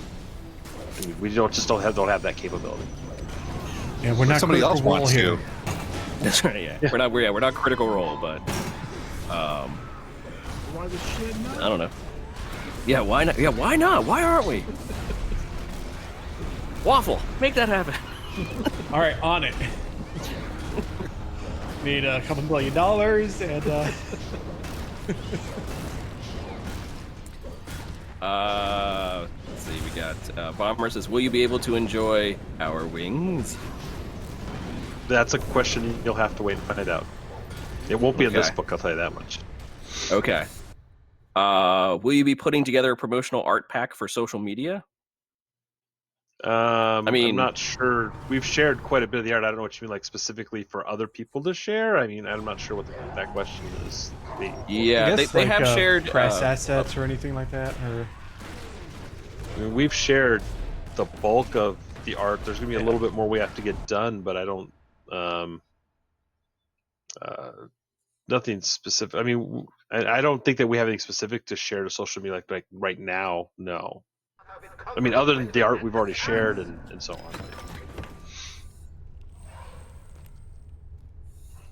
Oh,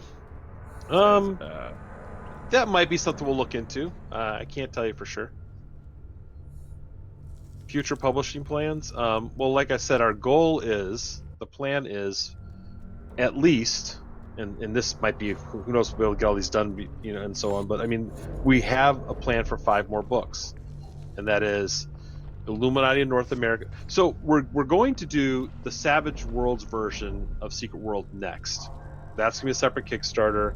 We're gonna get that out there soon. We obviously have to deliver this first. We wouldn't do anything before we do that. But let's say that happens. After that, we're gonna, once we've done the Savage Worlds version, because we had promised that we'd do one other rule set, which is non-class based for those that want something other than D&D. That would be fulfilling the promise that we made. And then we're going to do Illuminati North America. That's a separate book. That would be, monsters, locations, cryptids, advanced storyline. Probably put a good adventure in there. A little bit of all that stuff in there. I mean, we're just in the planning stages of that. So whatever. And then the same thing for Templar Europe, Dragon, and Asia. Orochi, which will probably use the Orochi to do a couple things. That's getting close to bringing that storyline to a head in there, but also to explore areas not specifically mentioned in what, like what's going on in Africa, maybe, or or what's going on in the Antarctic if you want to. We could do Orochi could go anywhere really, as far as what they're getting their fingers into. And then, that last fabled 5th book, if we get there, with a name that I haven't mentioned, just to drive people crazy. And then, after that, if I really had my, wish to do whatever I wanted, I really want to kind of go back and do the Secret World, the Third Age. That'd be cool. Which would be amazing. Interesting. Yeah. But that is really hopeful. Don't count on it. That'd just be great if that's a dream to have. And I know things we would like to do, but that doesn't mean we'll ever be able to get to them. We may not be able to keep the license for enough years to do that. We may not get enough response to do that. I mean, you can't know the future, but we know what we'd like to do. Right. What I'd like to do. So. Lindrive says, wouldn't that just be Conan, or have I got my ages mixed up? Are you saying Conan and Secret World are in the same timeline, or in the same universe? I mean, they not. are. Well, There's a Ish. portal to Age of Conan's beach in Secret World. There is. sometimes Yes. things are Easter eggs, but they don't necessarily mean they are, but they aren't. I mean, that's really. Well, I mean, that's the beauty of Secret World and Agartha, right? Is every branch can go to anywhere, anytime. Yes. So that's why there's a portal to both Anarchy Online and Age of Conan in a main mission in Legends. Mm-hmm. And we have Bingo Cola, so we have ties to what are some of the other games of Funcom? I forgot the name off the top of my head. Like the point and click adventures. Like, they have ties to those games in there. Dreamfall, right? Yeah, Longest Journey. Actually, there's a good question I saw here. Sorry. It's with the record actual plays of the game. Would there be any issues posting those recordings in the near future? Like after the post or the PDF? Like after we've got, I think, actual play, if you're not sharing the text of the document, you're just playing it, I can't see a problem because the rules, we use the D&D SRD, the PDF, you're just playing it, you're not distributing the book to anyone. Right. Which I've already broken, by the way. I don't talk about it, or I'll have to string you up by your toenails. La la la la. But I sent it to Jimmy. It's my fault. I already broke it. I'm the first Jimmy's one. the backer. That's okay. He just won't get a Yeah, that's regular. right. He just won't get the actual layout version now. He's cut off, and neither will you for sending it. You're both cut out. Oh no! Damn it! But yeah, I get So, the I'm quitting the show. I don't see a problem with it. I think the only thing you'd have to do with the actual play is point out, we didn't authorize you to do it, and all. You're not tied to us, kind of thing. In case you do something crazy that we don't want to be blamed for. But I gotta go, guys. So Thank Okay. you for having me. I really appreciate it. Of course. Oh, Yeah, always, thank you for always a coming by. pleasure. Thank you for being on. Yes, Brandon is part of Star Anvil Studios. Go follow Star Anvil Studios on all the places. I know they're on Twitter. Threads? You're on Threads too? Twitter, Threads.net. Threads, got our own webpage. Your own webpage, StarAnvilStudios.com. It's hard to StarAnvilStudios.com. find.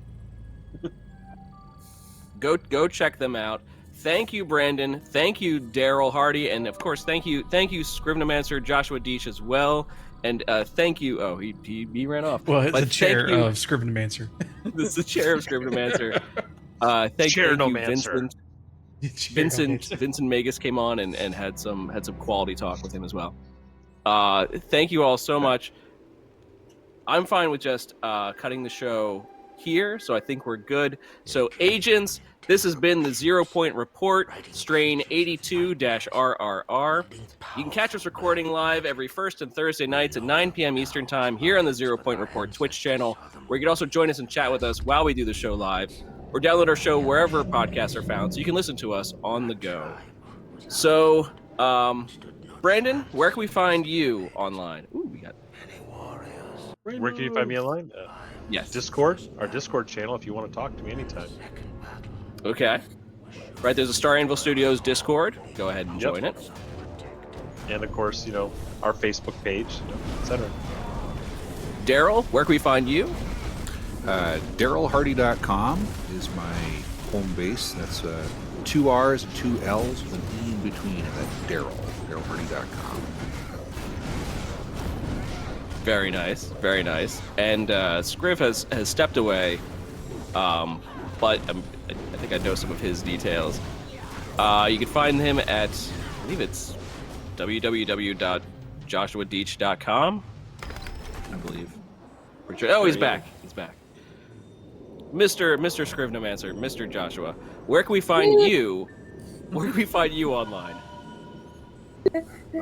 You can find me on the artist formerly known as Twitter, at Joshua Deach, DOETSCH. I've also migrated to the Blue Sky place. I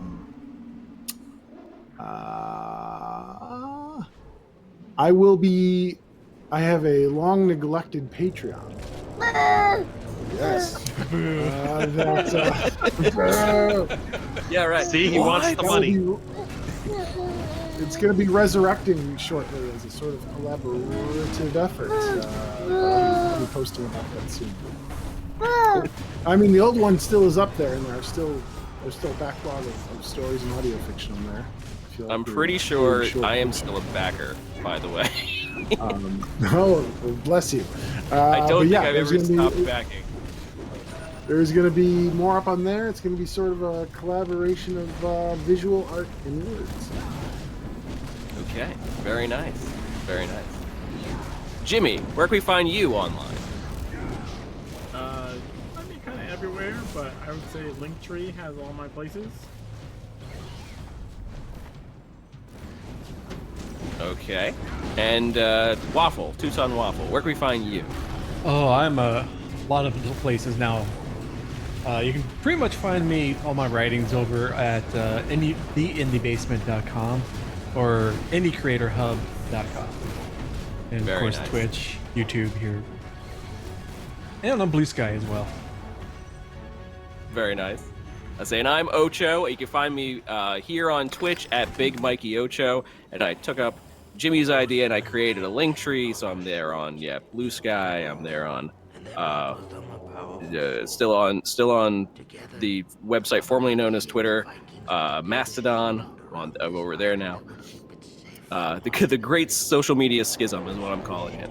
That's like Linktree. Anyway. Nice. I have like 9 links there. Go there. And Yeah. find all of them. But you can get in touch with us by engaging with the show on Twitter at 0 Point Report. Of course, reaching to us on any of the previous places that we've just mentioned, checking out previous shows on our YouTube channel, and joining us on our Discord server, both named the 0 Point Report. So from all of us here at the 0 Point Report, we want to thank you for tuning in. Thank you so much for joining us today. We can't wait until everyone gets their hands on this. We warn you, it's massive. It's almost 500 pages of text. You'll have quite the mass to get through. We want to thank you for tuning in. We want to wish you all the best from the secret world. Have a great night, everybody, and we will see you next time. Bye, everybody. Bye-bye. Bye-bye. Bye. Bye. No, No. no, that's okay. Okay. All right.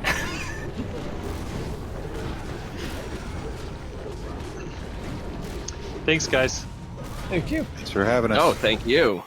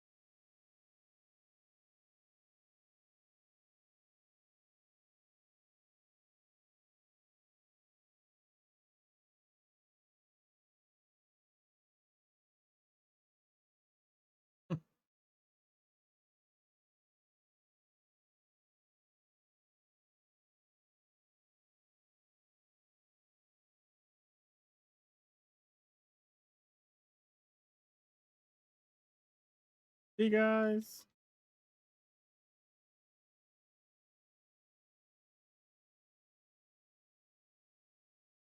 Bye.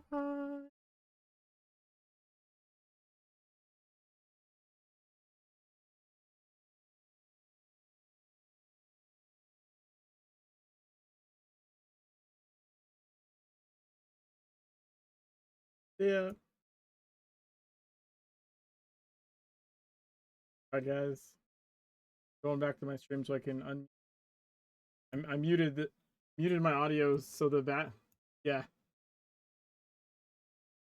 Wow. Now you guys just Waffle said fuck me. He said fuck that guy.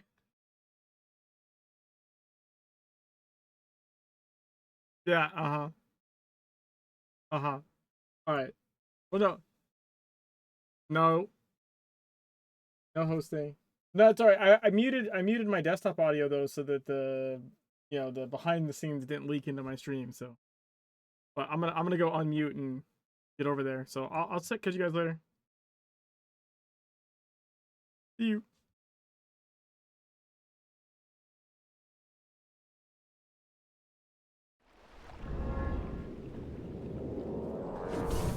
Get back. Down.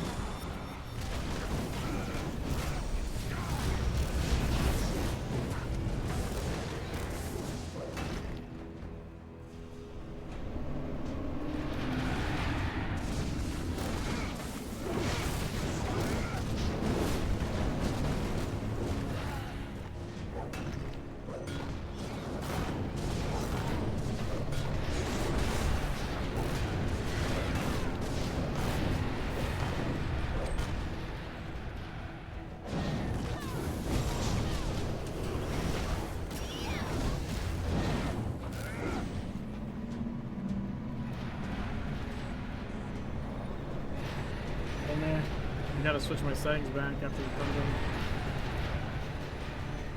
You don't have push to talk on. Music going or nothing. It was really weird.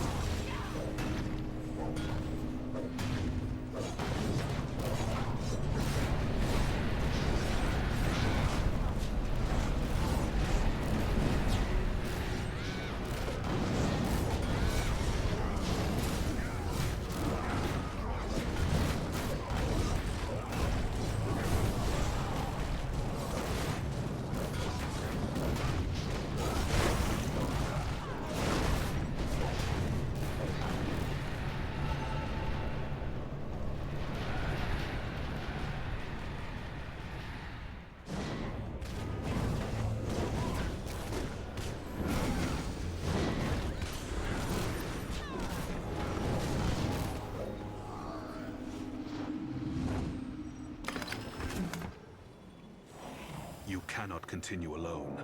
The forest is flooded with blackness, blackness wept from the wound in the mountain. I have spoken to the earth. I asked it to guide you across the danger.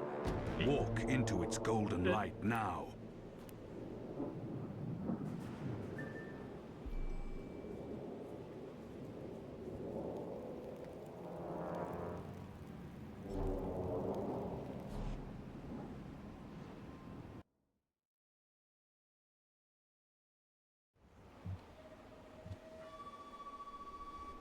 Our co-hosting is officially done. Oh god damn it, the ads fucking just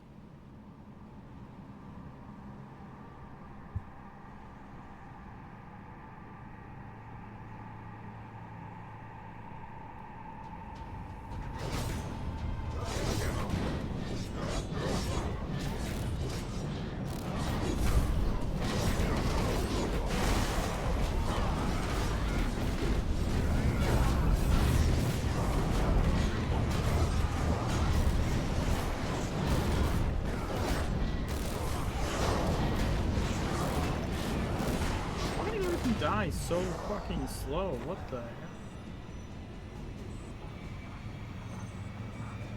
No. No.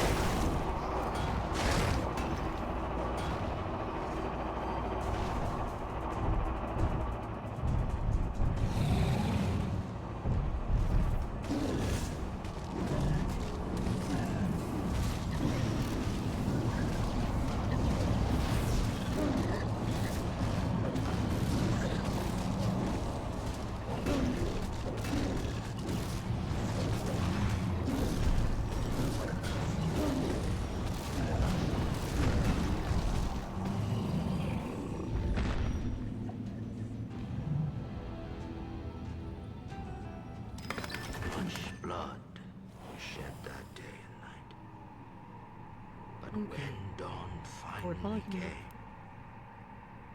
We stood before that gaping mouth and our enemy was dead or had fled. We were victorious.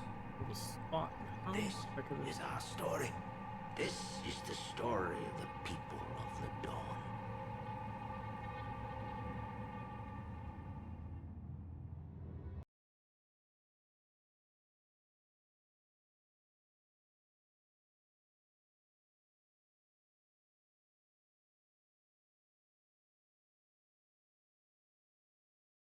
Fuck. Oh, hello, hello.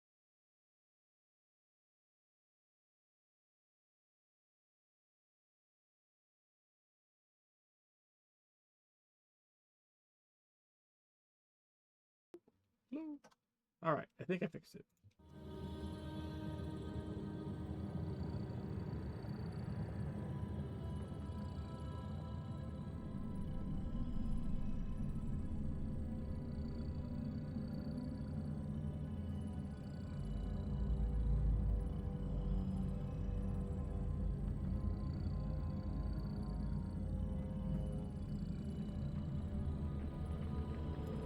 Wow, all these are done. No. Why?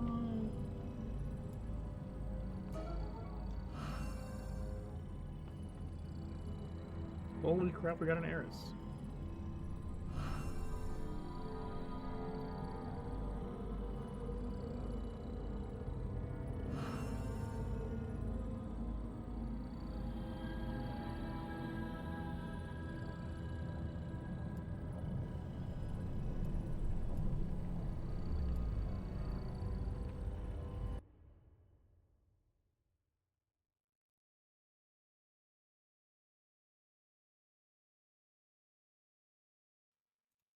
I don't know why changing shit resets my mic volume. Like, closing an application just resets it.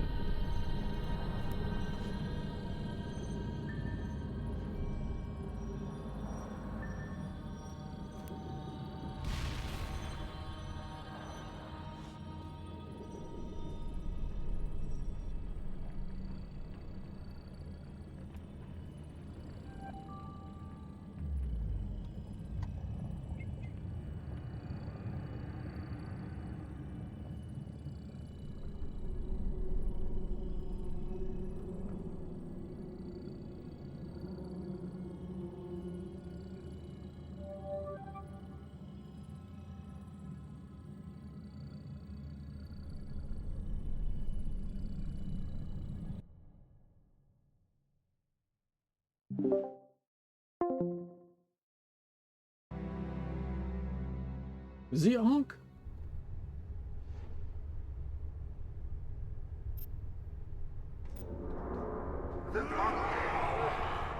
You see the material I have had to work with. I apologize for my cannibalistic ex-colleagues. They are an insult to the scientific community.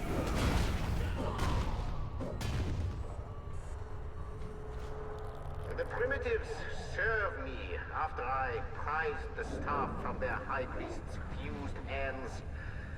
Arton is a superstition, but these dimensional parasites are very real, you'll find.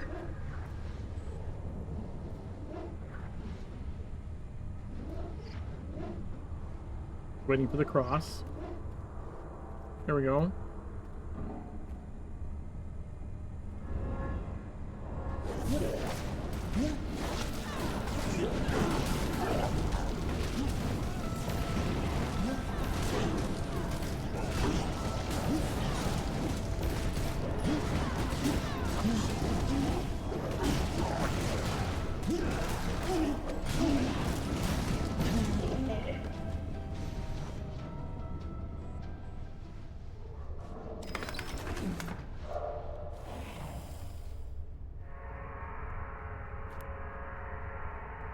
I am Dr. Klein. Over many years of researching the filth, many microdoses, I gained a tolerance to I it. sought out a pure Tolerance, source. yes. The Ankh Also, was my to be clear, shortest I do not mirage need in you the desert, alive a for my reservoir, experimentation. a kind It of is Please, quicker quicker this way. please understand.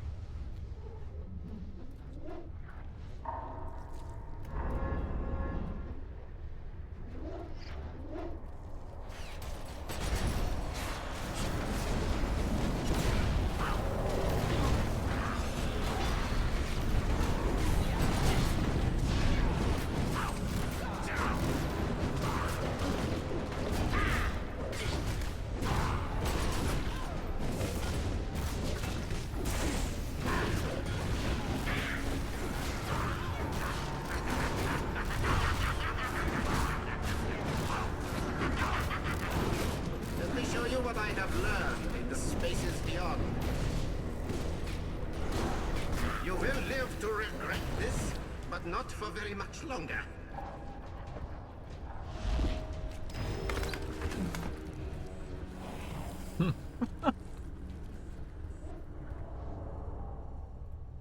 Eris is on a new brand of crack, apparently, according to the group chat. Critical empowerment results. 1139.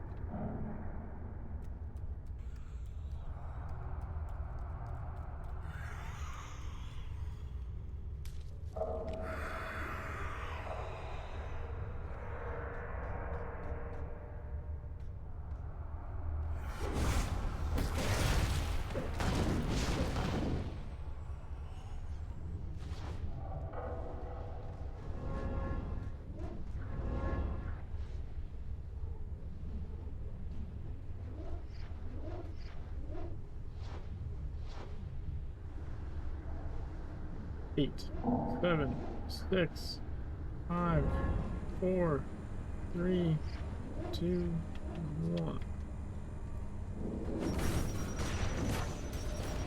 Oh shit. No! Fuck.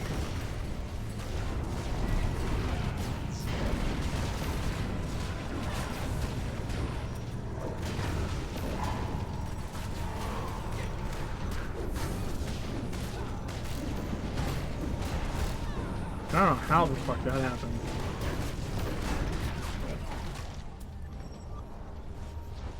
That was weird. They didn't group up like at all. Also, I wonder if it'd just be better to run like osmium or something there. Maybe just be running osmium on that, actually.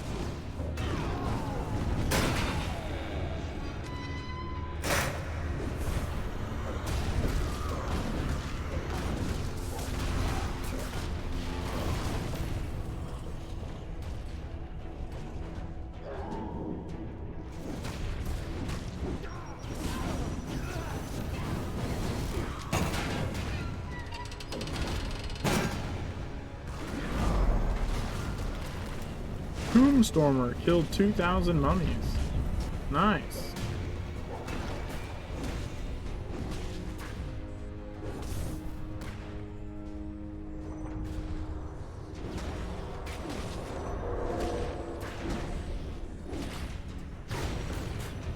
Oh, top it's 5,000 though. Well, where did Eris die from?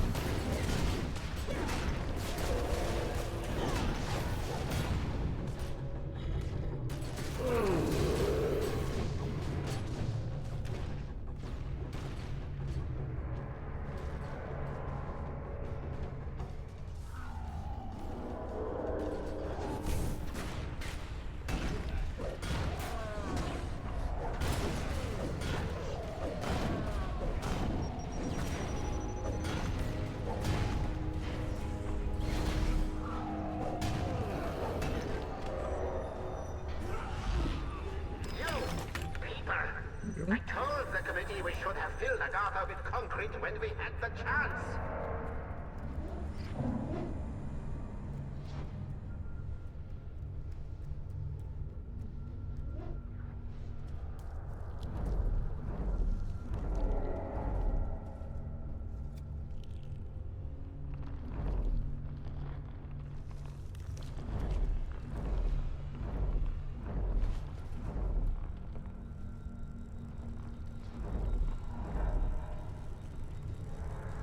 Here we go.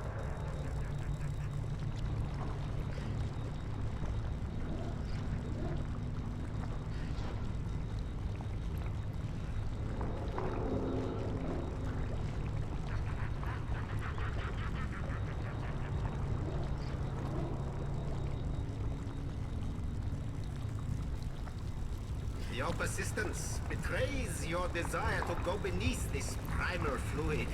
Do not fight it. It would be an error to think of it as the end. The Artanists saw it as a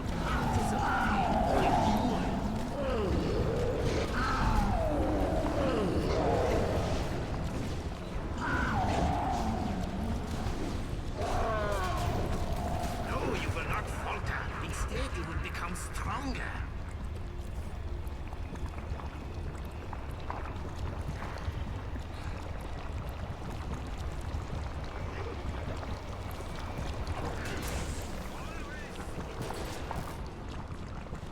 Always interrupting.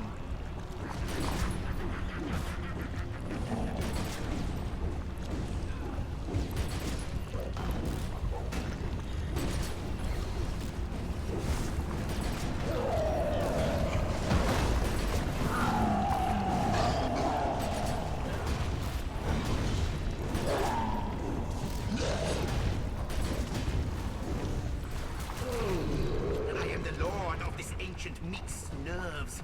See how it obeys and is strengthened. Oh shit.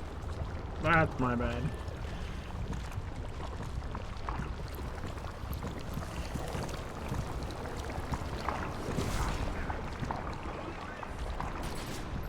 I almost fell off again. Holy shit, the fuck is happening?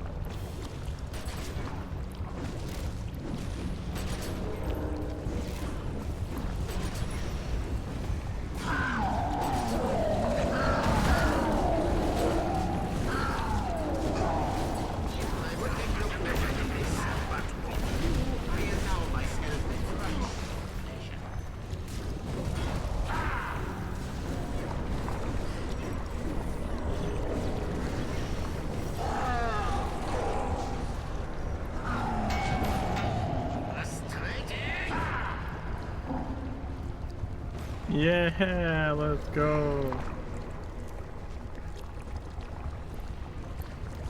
I might have gotten Zod killed. I think Agony of Ages was gonna randomly target somebody.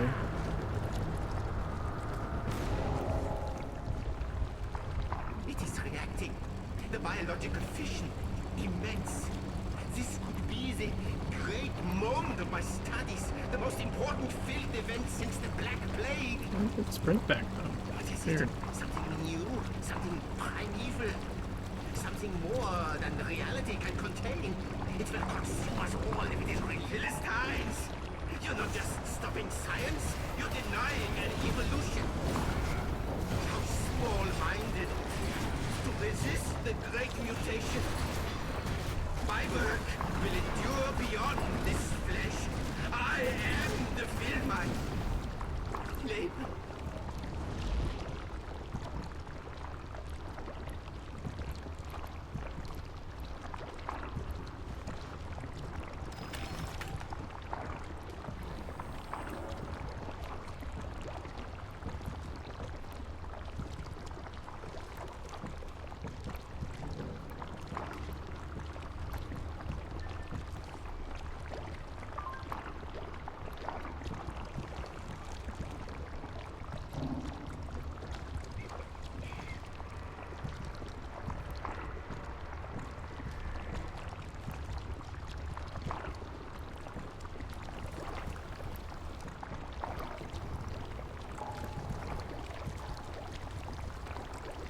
Yeah, I'm pretty sure when I hid from the wave, because Meltat can't target me, he just did Agony of Ages on, which is like his cast to try and hit someone he can't reach.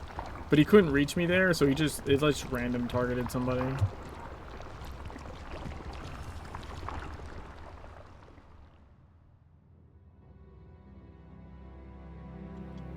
I'm pretty sure I've done that before.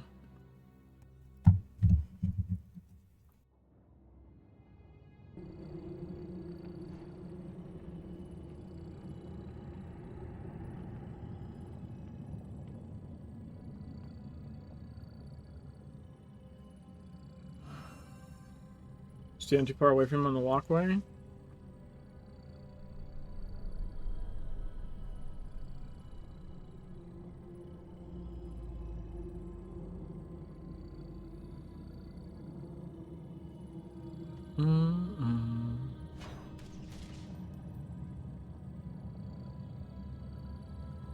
Fuck was that? Oh, that was you. Okay.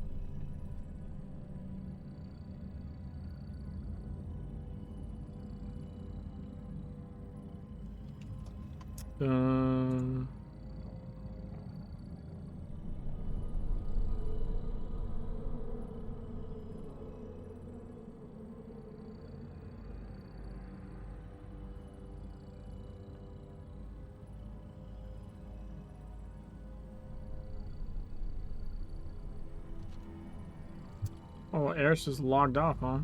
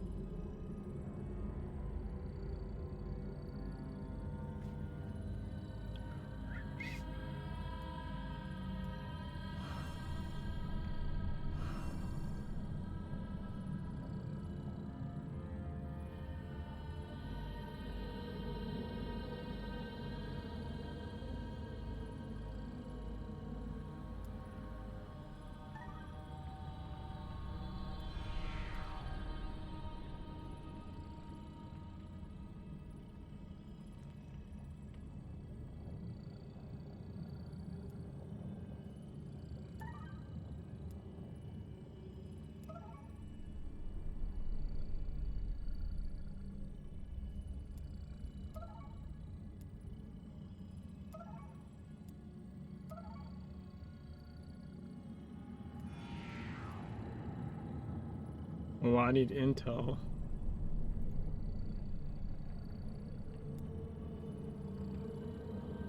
Not that much intel. Okay, this one.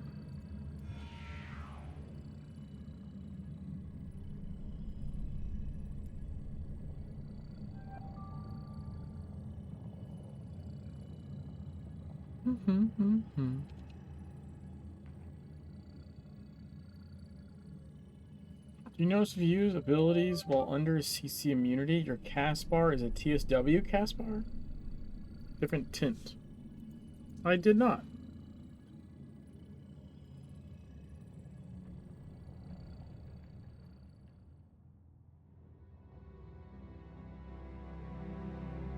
Oh, but yeah, on that agony thing, that's because I was like hiding in the build spot from the wave. Now here's you yell at me as needed. My kin, for me you turn away from violent natures. Now violent natures Weird. have come to us. Sheol is screaming. Volume to it. So I turn back Oh. to you, and I stand I mean, it's all just amongst you in pixel these shading, but I get what you mean. streets. And together we shall unwind this age of God damn it, cruelty why? forever. Down here. Do not present yourself so eagerly to the enemy's snipers. Yeah, Waffle conveniently You forgot was to raid me first at the end of the humanized to witness 0 Sheol point stream. Since before time was time. It would be ignoble to have Conveniently. The siege must fall before the city does. We march to meet them at the atomic front. You, possessing guile, would be better advised to travel behind the battle lines. Sheol is alive. It builds upon itself, cannibalizes itself. Where it has been wounded, caustic antibodies escape.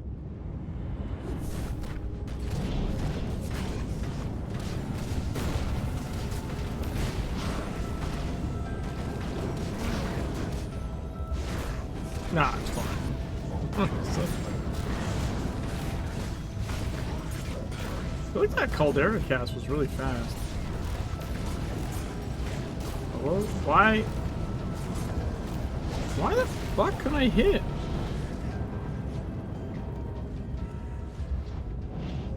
That was strange. I believe those foundations, old growth, have escaped the attention of our invaders.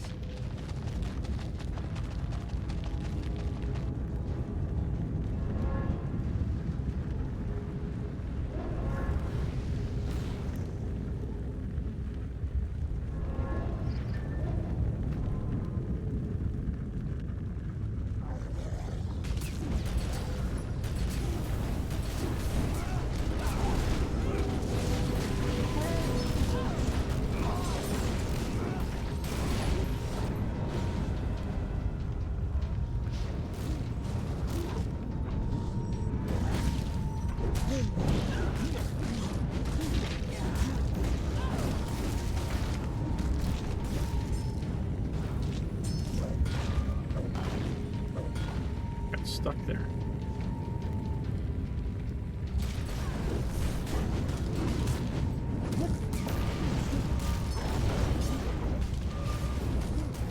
Dude, the fact that this spot works is crazy to me.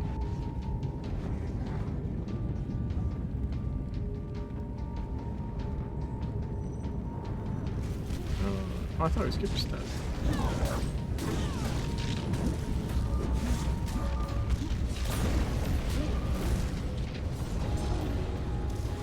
No, we skipped one there though.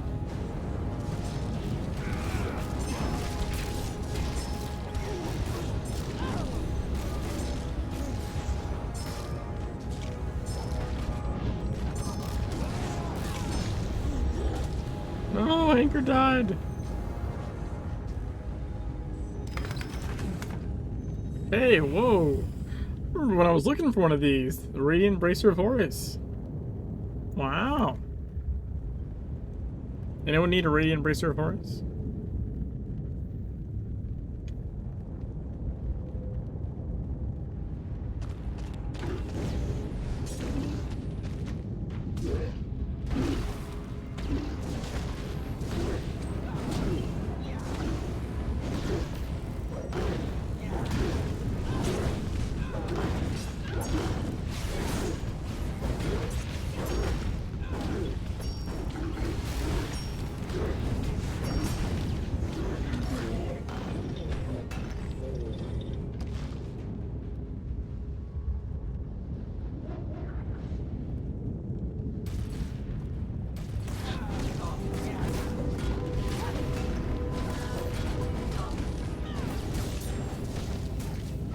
Oh, you guys pulled the other ad.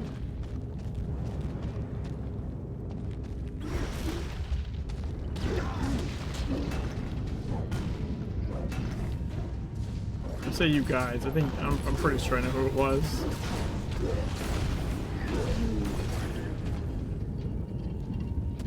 These foundries were to cast our future, but they are turned on us. Release this molten-skinned Forge Master. Release him, I say.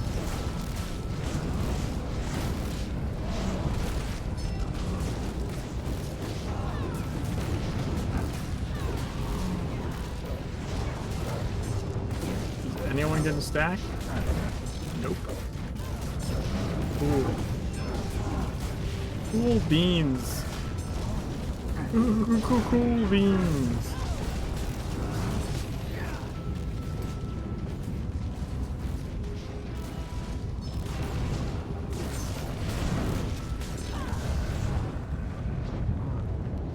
I hate everybody.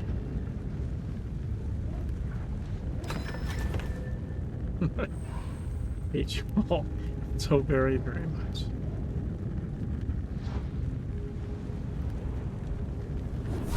Yeah, actually, I randomly ended up raiding with Bio today, or at least on Jimmy, not on this one. Reborn hasn't got an E10 yet. Thanks on. Oh, on this one? I counsel Yeah, because I was on vacation not Tuesday. just That's for why your sake. I was saying that. Too many profound creatures have already been lost.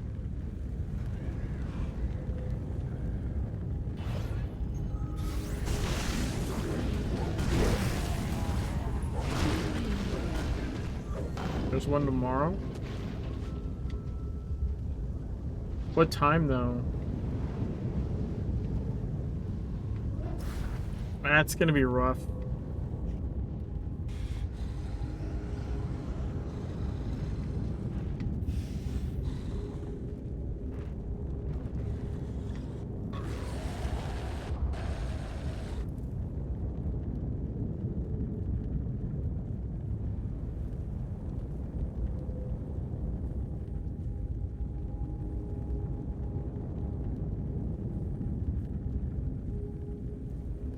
News every Friday.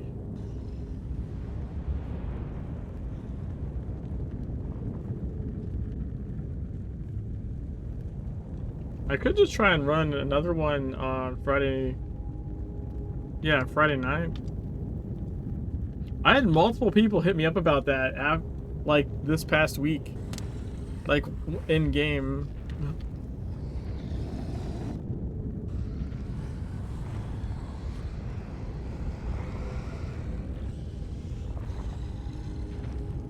I think there might actually be like a want for that odd time period. Power relay. Our enemy could choose no more strategic nor melodramatic advantage point.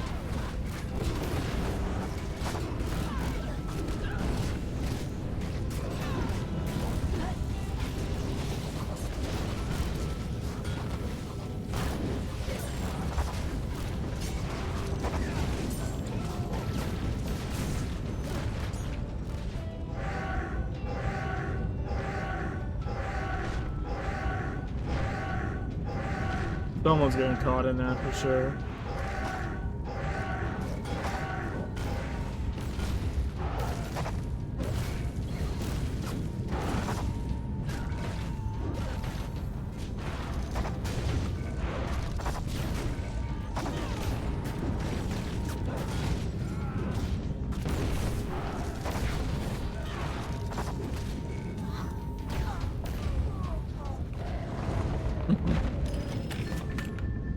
People I know that used to run Tennis also so people aren't able to get into it now. Well, I think it's just it is an odd time, but I mean there are people that can only play at odd times, right? So like there might just be enough people at that weird time that like it can work, maybe? I don't know.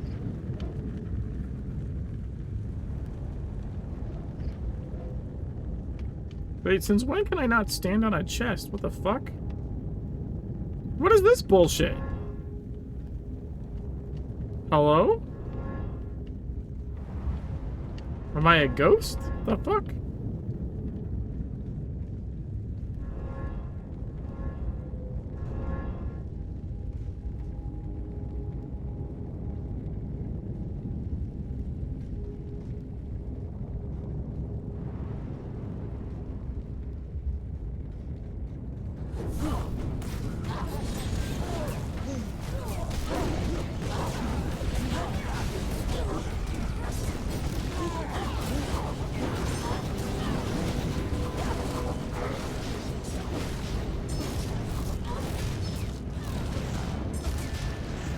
Oh, it's Zaw. Zaw's dead. They don't know how to run from that.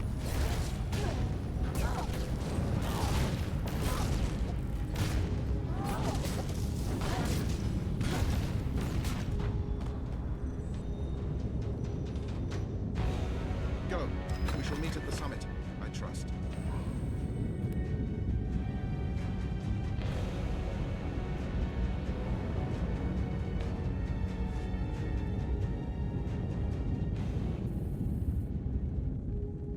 Your race doomed itself.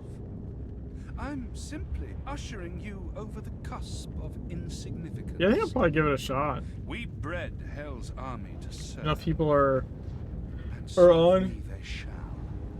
Iblis! You don't belong here! Look who's talking. Enough! It is beyond enough. We end this in ashes or as as ashes. Each time we force you apes back down the evolutionary tree, an angel gets its black wings.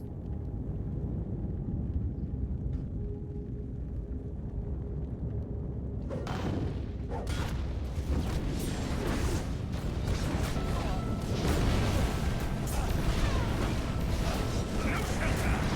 Not even death!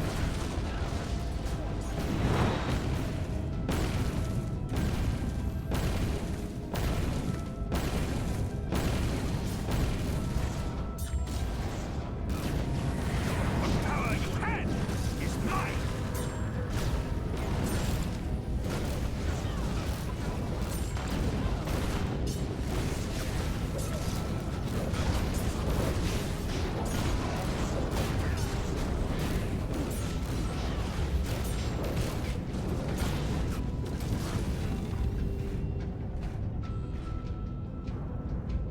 Goes away of all weak flesh!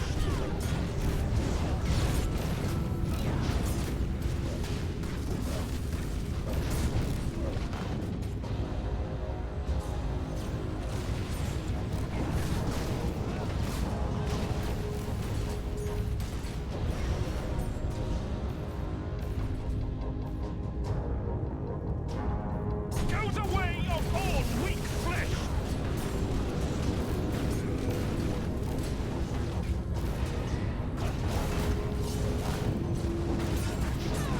I could not see shit there.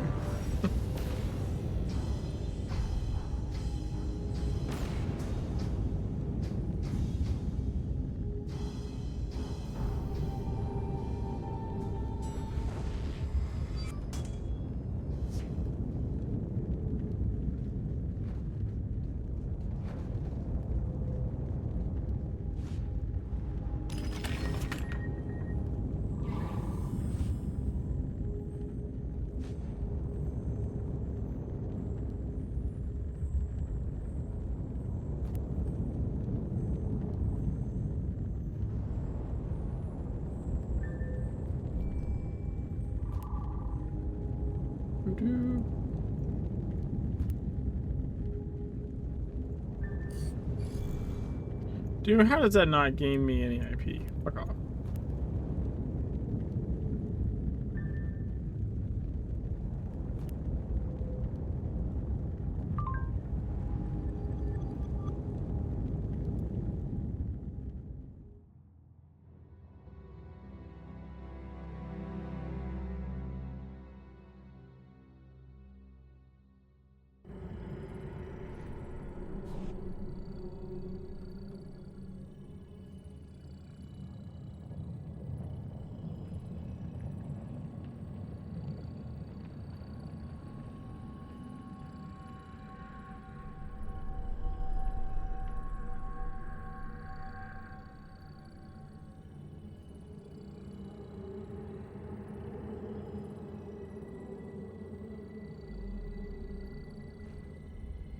Bomber, did you want to go again?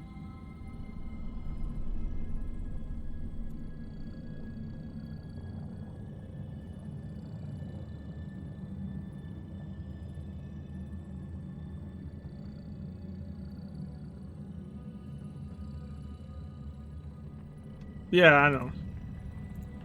That's why I didn't just invite you.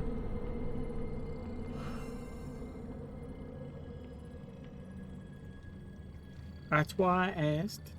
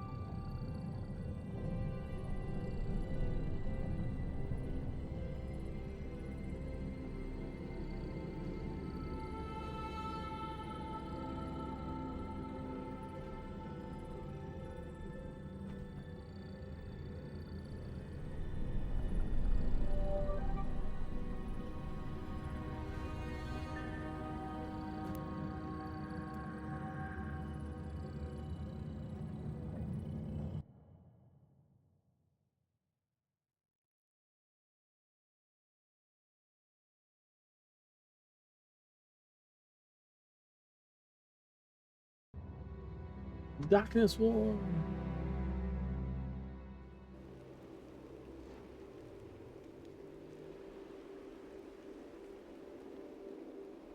They came in terrible ships, riding creatures of nightmares, wielding powerful black magic. We know them now as Mayans, but our ancestors saw them only as masked demons from a hellish place. Our tribe was outnumbered. We stood no chance against the invaders. Many warriors had lost their lives in the first battle. And the second battle should destroy us all in the mountains.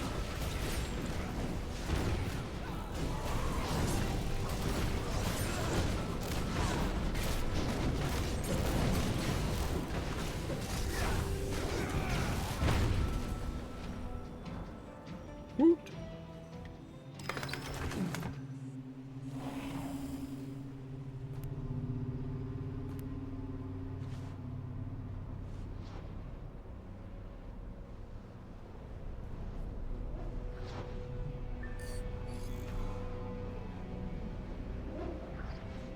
1140, let's go.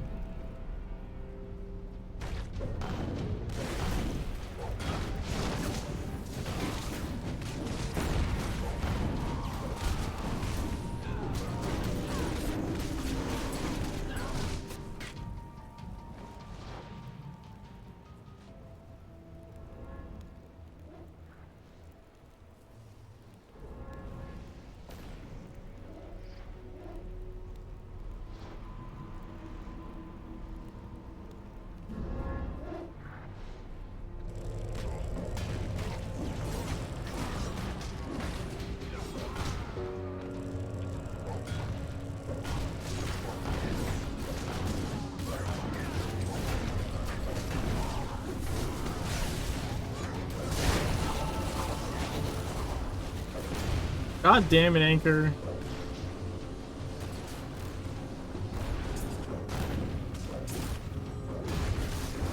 He precast that shit. There's I tried to impair him while he was doing gaze, but it was too late.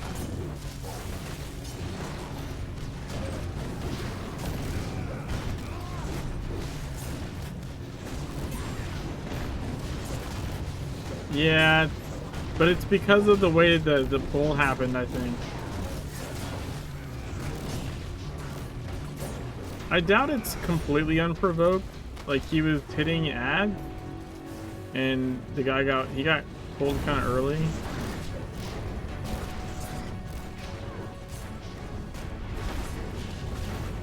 Like, I saw it happening. That's why I was trying to. That's why I had the impair ready. But I tried to impair as he stepped off, and he was already casting gaze. That's the problem. He was already casting gaze, which means he'd already targeted somebody. The Norsemen came then upon our shores in longboats, and they brought with them a powerful sword. Together, the Wabanaki and the Vikings were to build a shield around this island that would keep it safe from our enemies, from those who wished to dig into the mountain and unleash the serpent.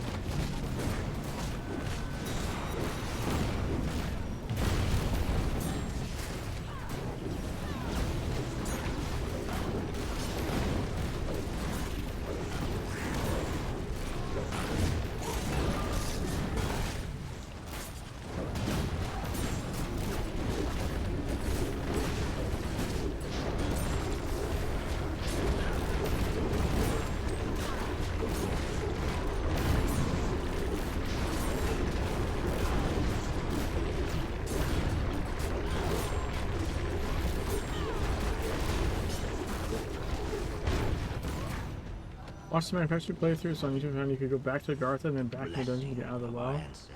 What a well-designed experience. I don't remember that being a thing. Every woman standing tall with a weapon in their hands. We were ready. 11:41.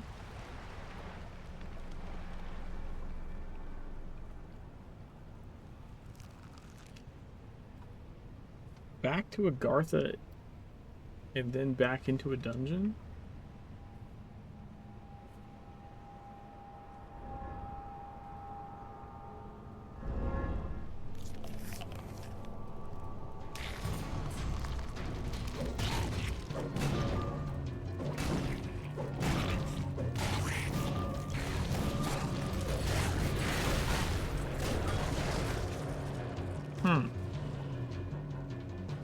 I've been an MFB.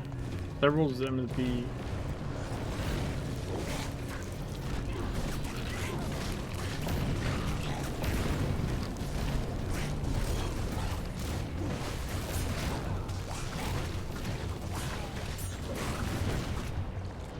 Annihilated.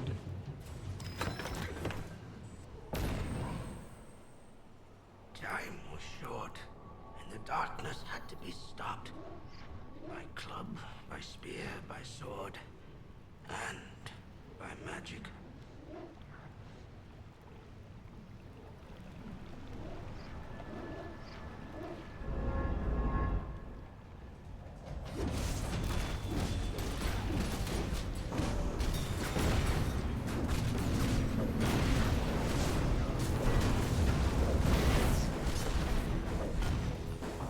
Alright, so I'm gonna try and just yoink him and then make him run to me.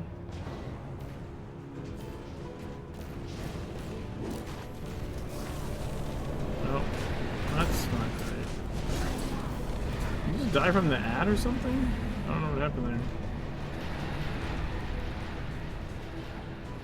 there. I assume it was from the ad.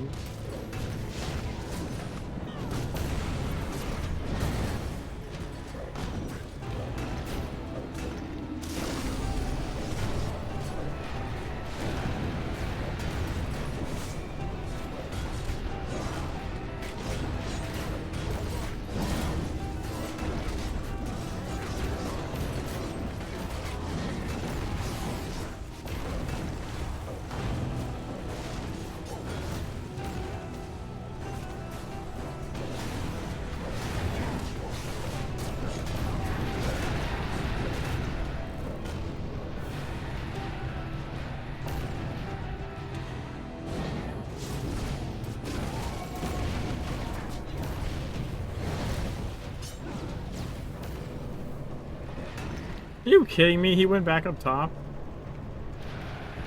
Or that I didn't pay the price. Someone taught me not to look over the boss line in 5 seconds. No, so, okay, so, yeah, I know what you mean there. But there's a trick. I knew what I was doing as far as pulling the boss. The ads was, you know, you gotta pay attention to that if I'm doing that strat, I guess. Which is... I asked it to guide you across the danger. So the idea is he won't teleport up until he gets within range of his aggro target. Like he wants to walk to you instead. So I used Evulsion, because it's like a 5-second taunt, right? So right as he stops casting in his stand-in-place bomb bullshit in the corner, like, I hit Evulsion and then run. So for 5 seconds, he's going to chase me, and you can DPS him down. Like, you get a longer burn. But it did work. Like, he got burned down more than he would have otherwise. It's just, people need to... It works better if you're in voice, you know, and you're like a coordinated, like, Cabal group or something, you know? We used to do that shit all the time.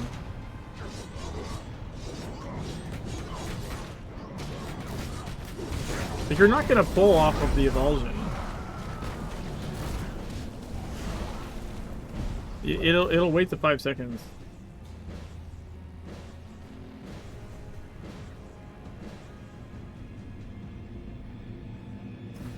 runs out and Tommy's aggro while Wilson runs.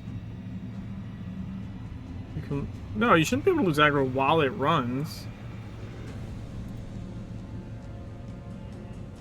The target is forced to attack you for 5 seconds.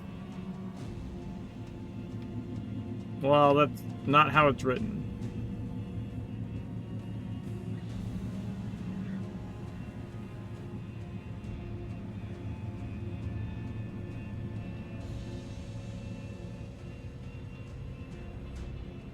Yeah, once it runs out, but that's the whole point. I'm trying to get him for 5 seconds. He's gonna teleport back up anyway. So yes, you have to pay attention to the timer, but you have him for 5 full seconds.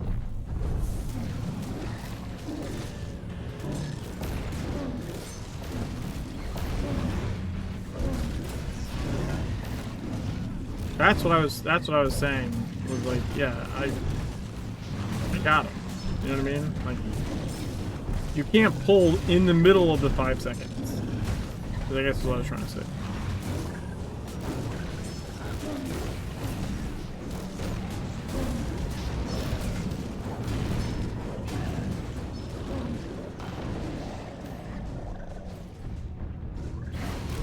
I mean, I used to run with Tom a lot more.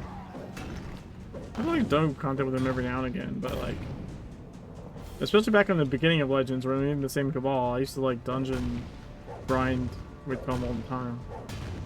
And definitely that was a strat that we, as a Cabal, did, was the make the bastard chase you. Make the bastard chase you.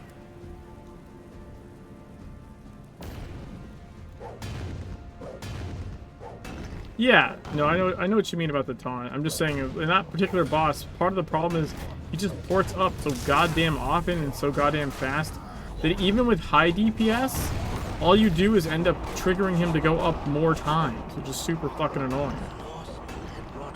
And again, that method works a lot better if like everyone knows what the fuck you're doing, and so they know to just like chase the boss. And they're not like, what? Huh? What are you doing? Why are you running away? Kind of thing. It's...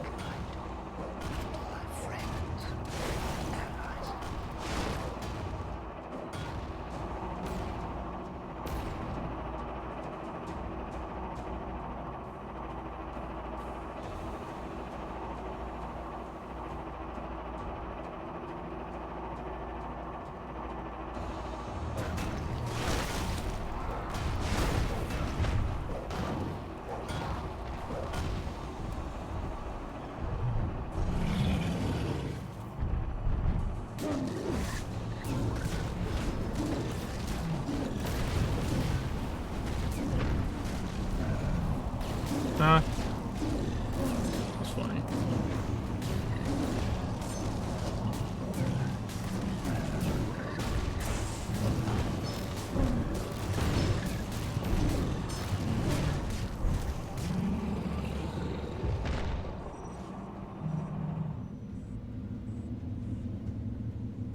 Much blood was shed that day and night. But when dawn finally came, we stood before that gaping mouth and our enemy was dead or had fled. We were victorious. Oh, you little This fucker. is our story. This is the story of the Maybe I can do something with that. dawn. Let me see.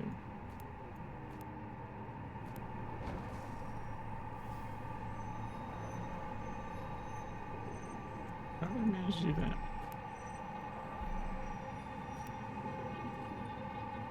Stuff throws in there. And out of the game.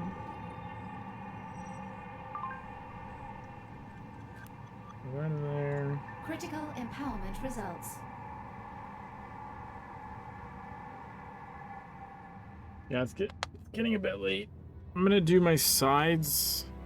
I think that's all I have left is the sides.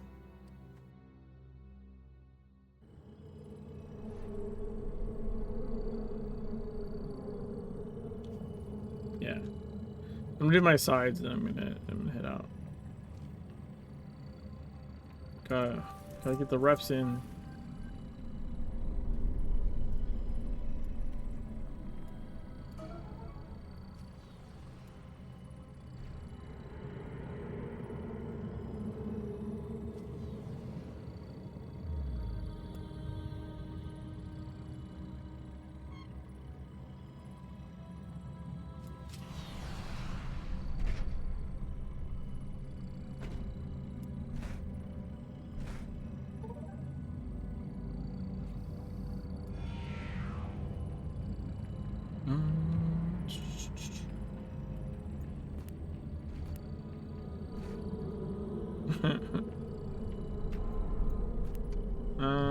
is there a...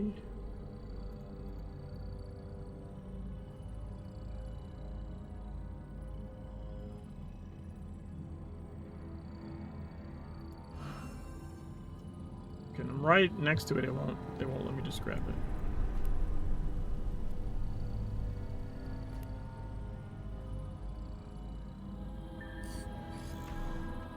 $11.42. Go. All right. Signs. Probably Kaiden.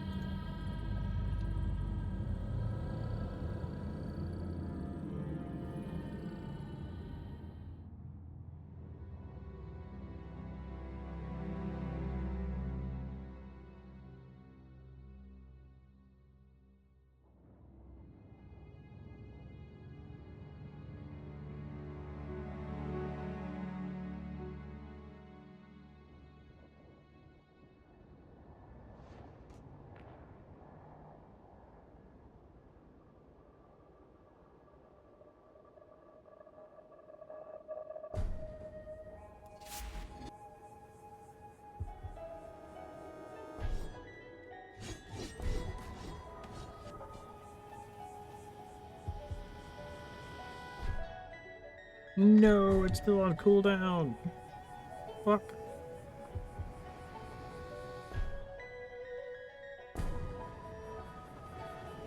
I know the biker one is off cooldown for sure.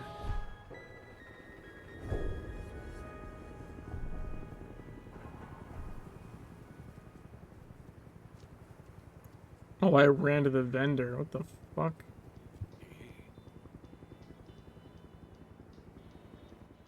Brain's not working.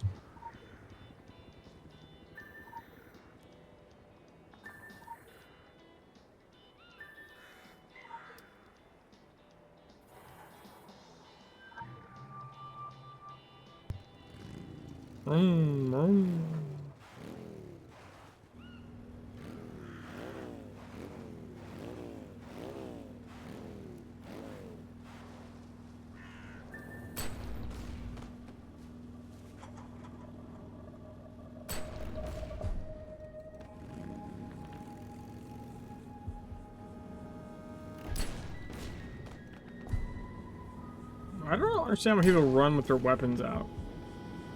They just like don't turn sprint on. I see it happen a lot with like new players. They just run around really slow with like, because they're in the combat stance forever. When I say new players, I mean I've seen people like in E5 that just are fucking running around in combat stance all the time. It's like, how, why? How? What the fuck?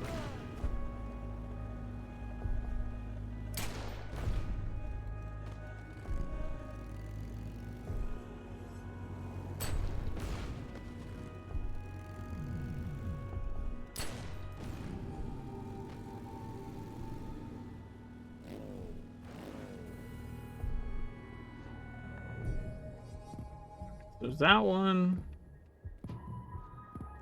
Guess we can do the area mission too. Just won't give me a key, but it'll speed this shit up. Special assignment received. Initializing.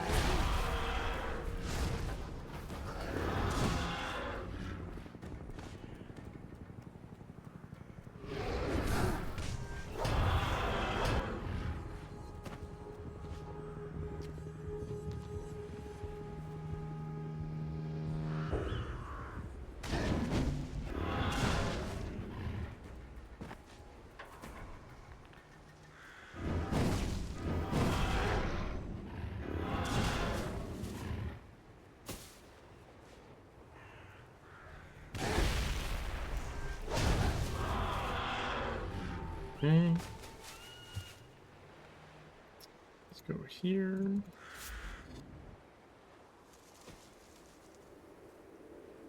That was weird.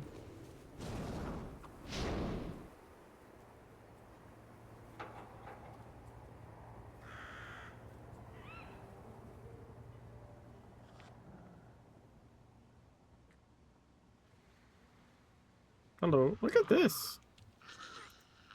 Wow. Ellie Sword. In Tokyo.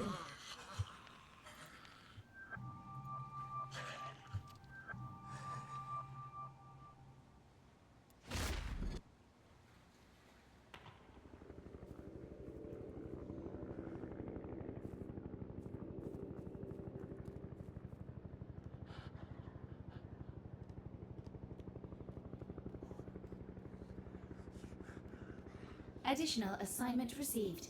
Initializing.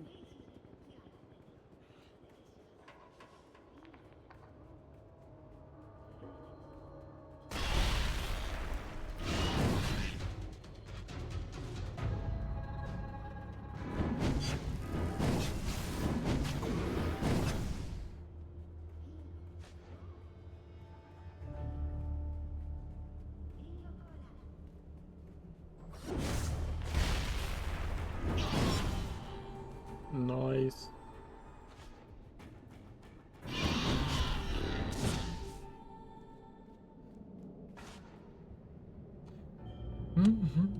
That worked out nicely. What's this one?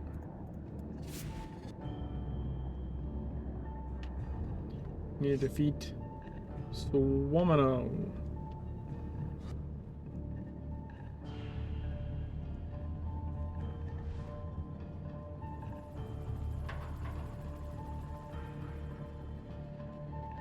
Additional assignment received. Initializing. You will come back, or we shall be forced to cancel your life.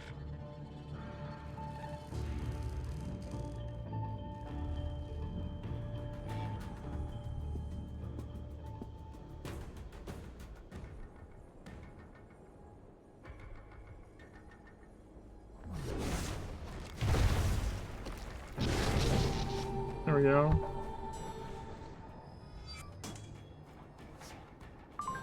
Challenges are done. Yay.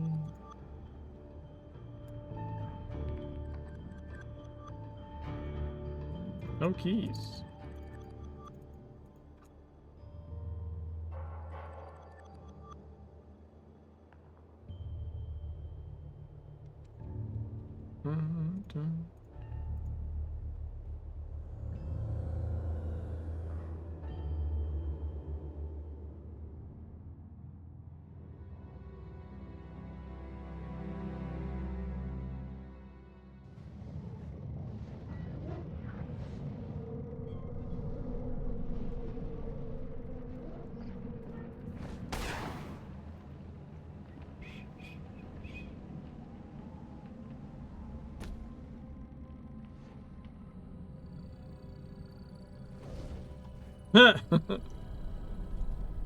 That was fine. Just like, whoa! Oh, fuck, give me that back.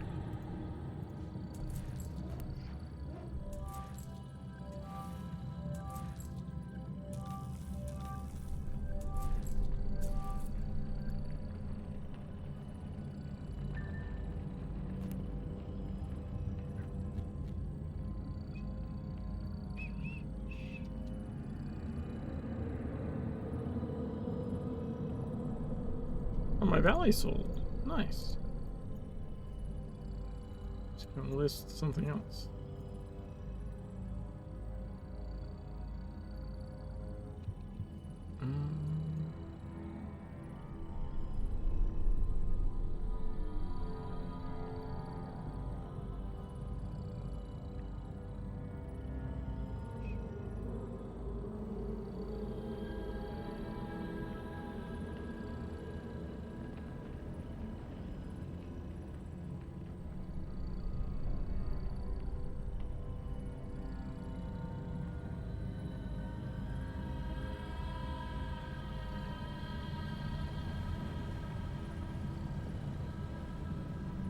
Did I preview those?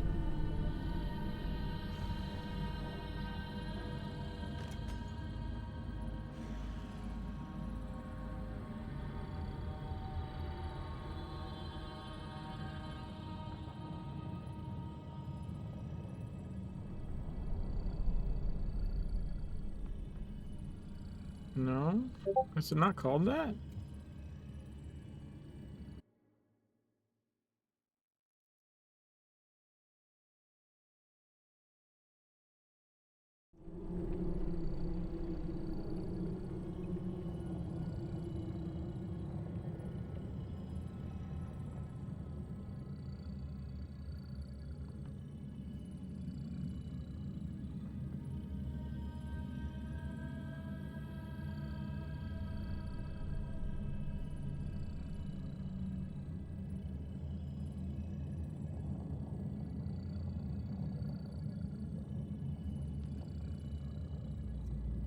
So weird, it doesn't show. Like some stuff it just doesn't show and like until you have it, unfortunately.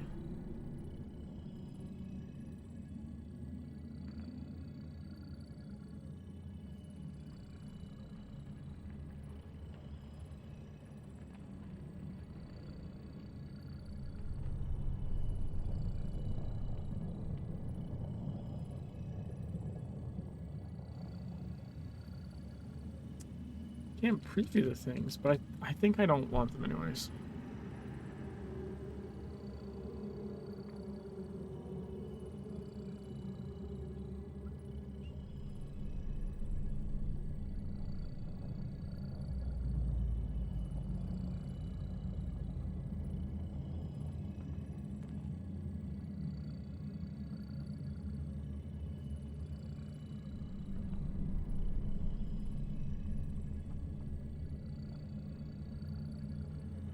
Silk lounge sex.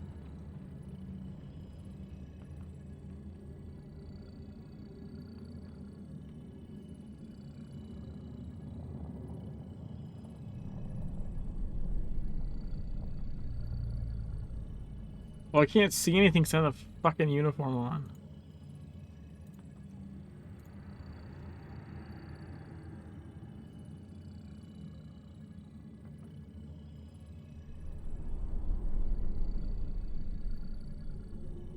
Hmm.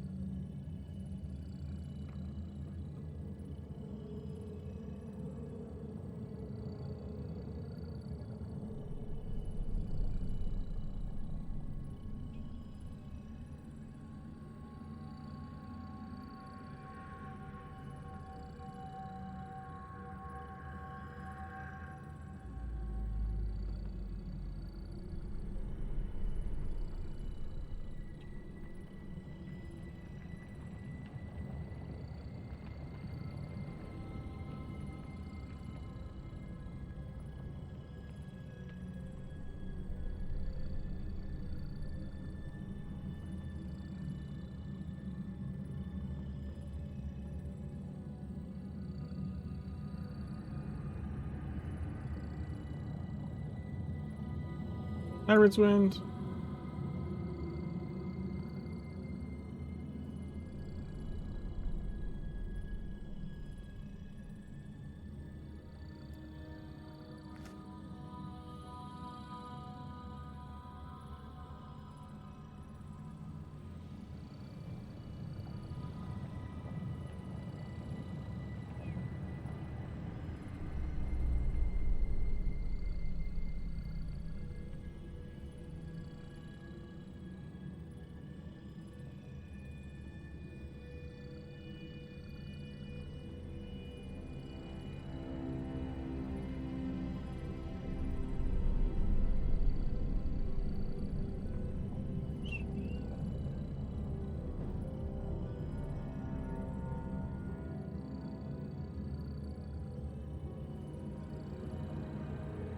That's something.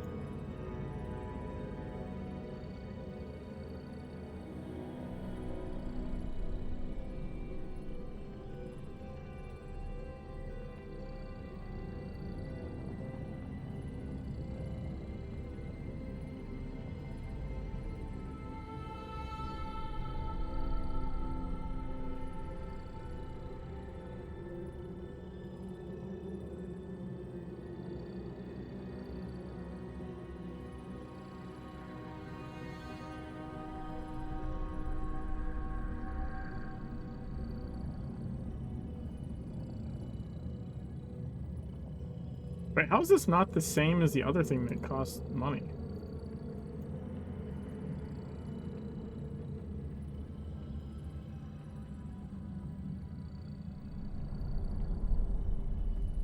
This game was released in the 1930s. What are you talking about?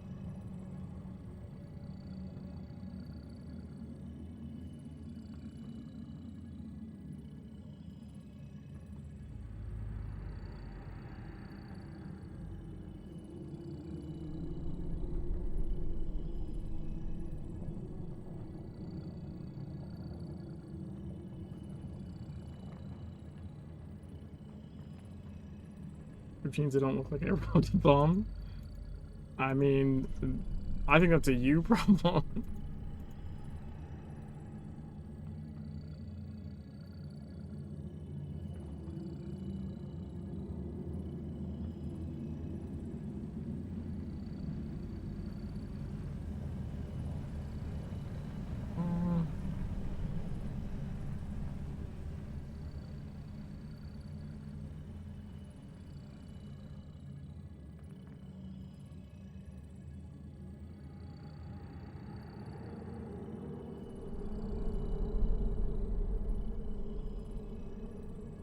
Then I cobalt too.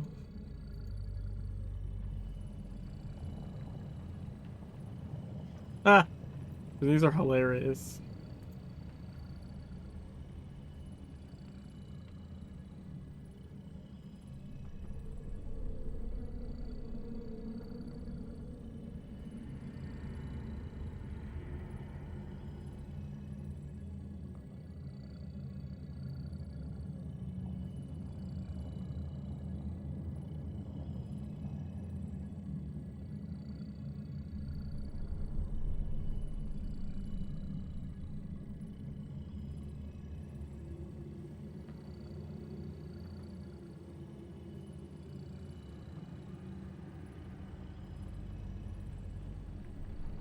That's weird looking.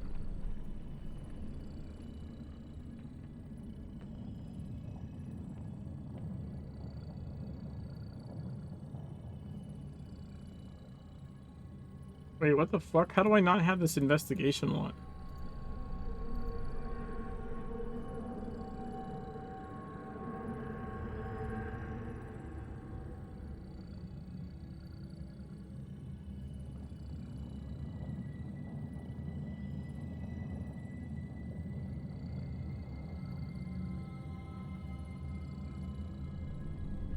Error in the description? Maybe. Or an error in it being not being rewarded. One of the two.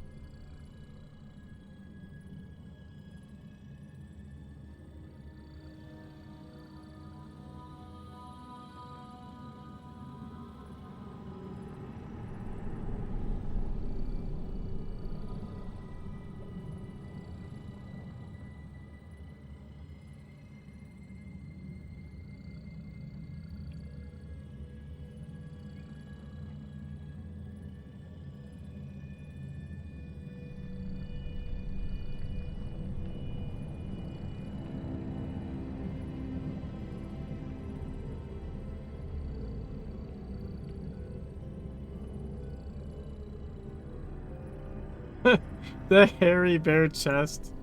Oh, that's fine.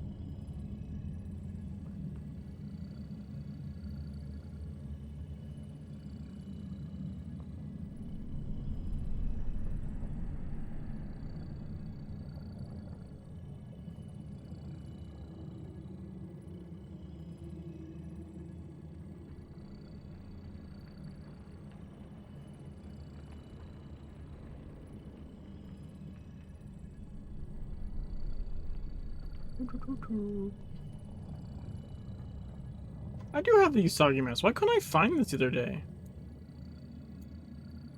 I do have it on this character.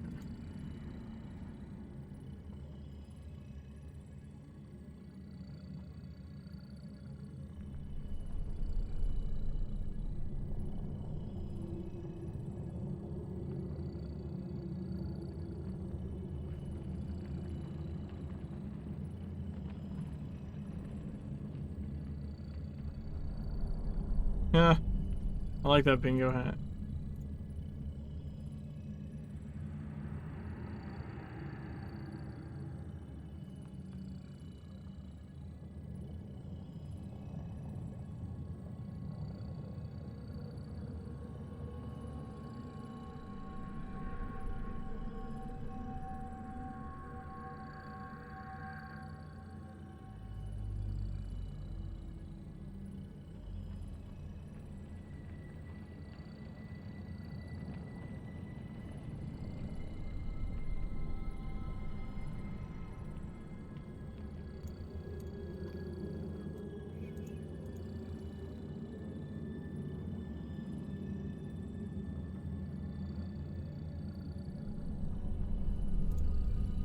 Man, a lot of this hat shit is expensive or like locked behind some crazy shit.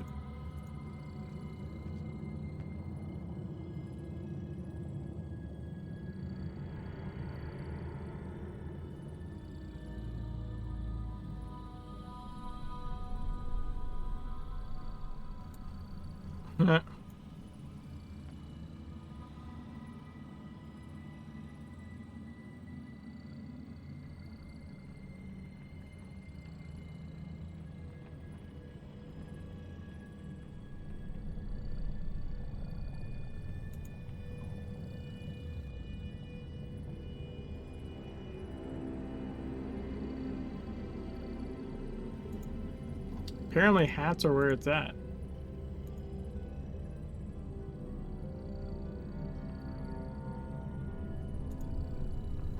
Dude, what the fuck?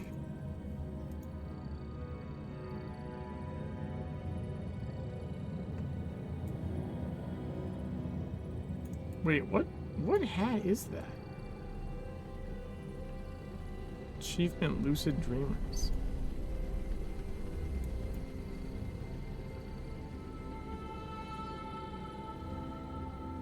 It's a weird looking hat.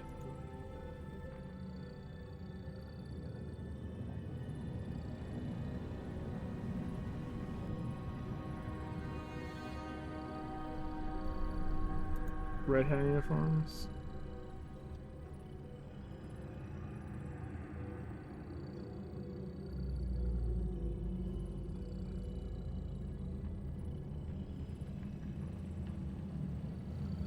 Huh. A hood.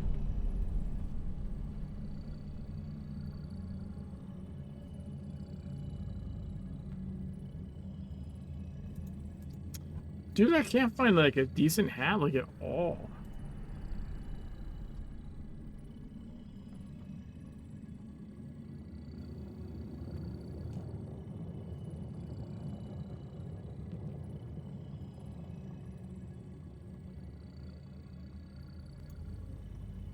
I swear to God, all the head accessory shit is like Trilby.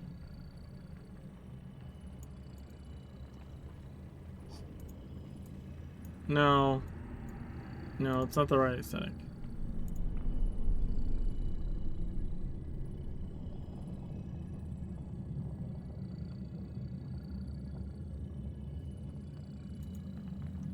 It's also just the fact that like all the head accessory shit is expensive as fuck.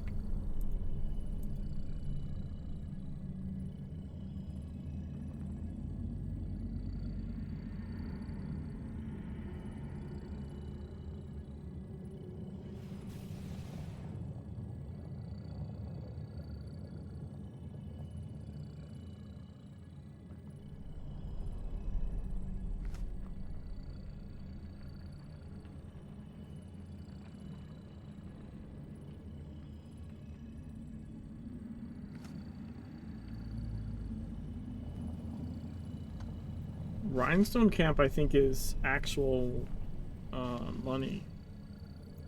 From what I remember.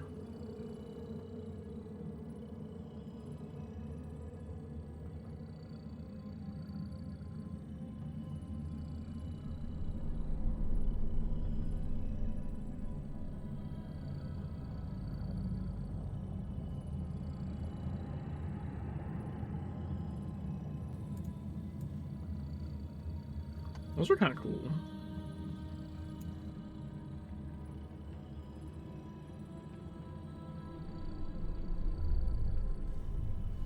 Even this shit's all like fucking 50 Aurum.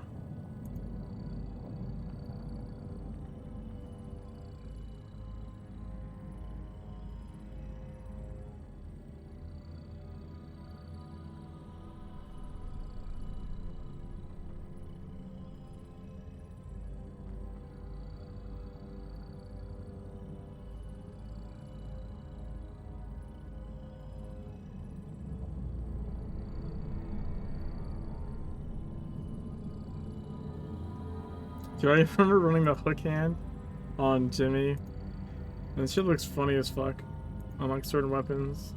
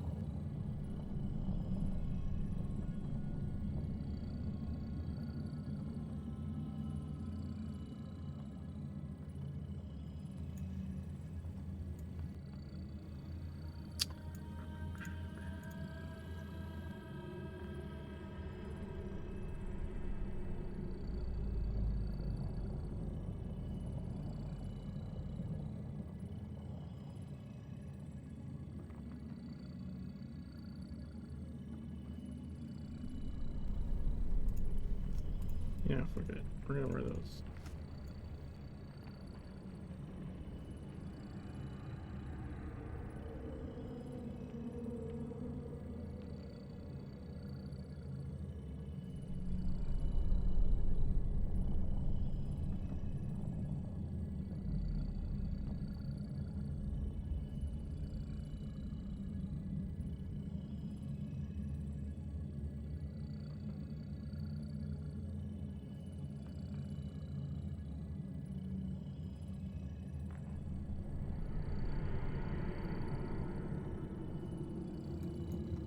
Pinchfire socks.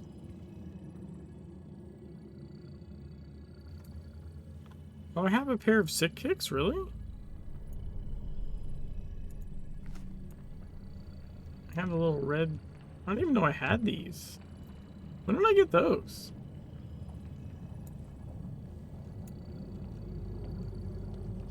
Huh.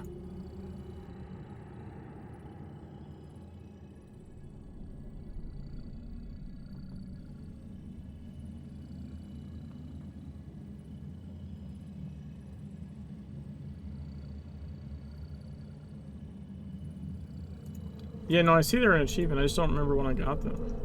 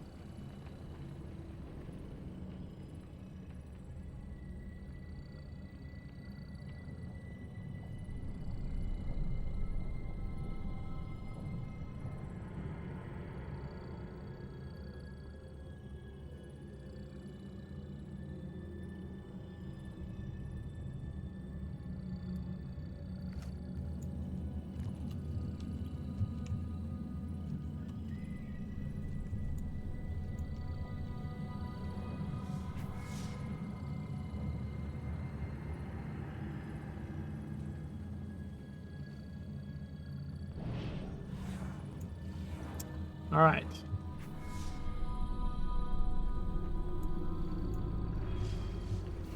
The only thing is, do I want a different hammer skin?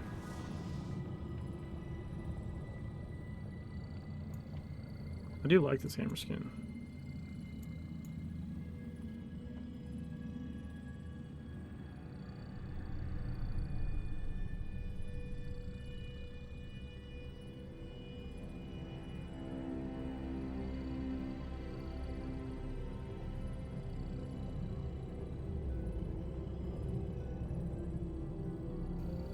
Crusader Axe? No, no.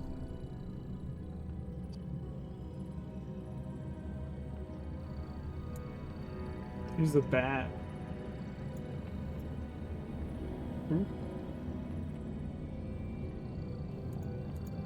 Actually, I like this one. Oh, it's cool. Anim attached hammer is nice because it's just fucking huge.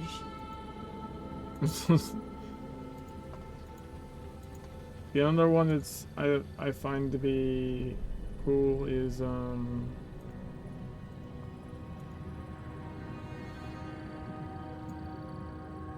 the pipe wrench. Plasma is also good because it's just fucking huge. I think it's the pipe wrench is the other one I was thinking of. Tornado Mall's alright. And I can't remember seeing anyone running around with a Witch Doctor's hammer, but it looks neat in the preview.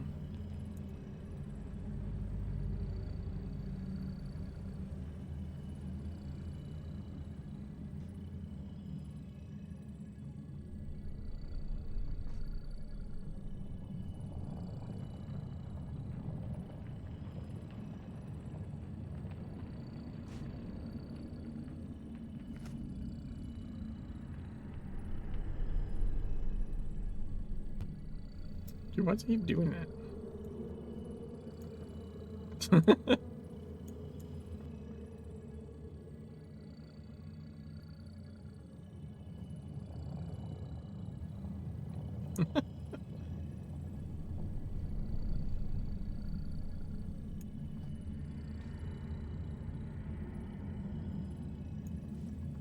Alright, I'm gonna head out. I was messing around with the outfit for way too long.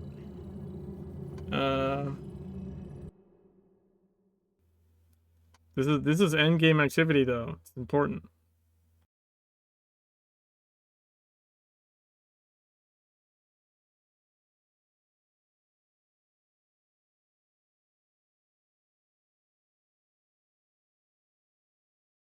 So we gained 7 IP tonight?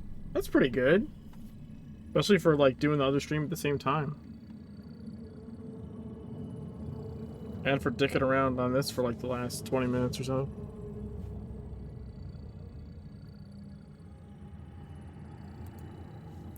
Alright, let me find someone to raid.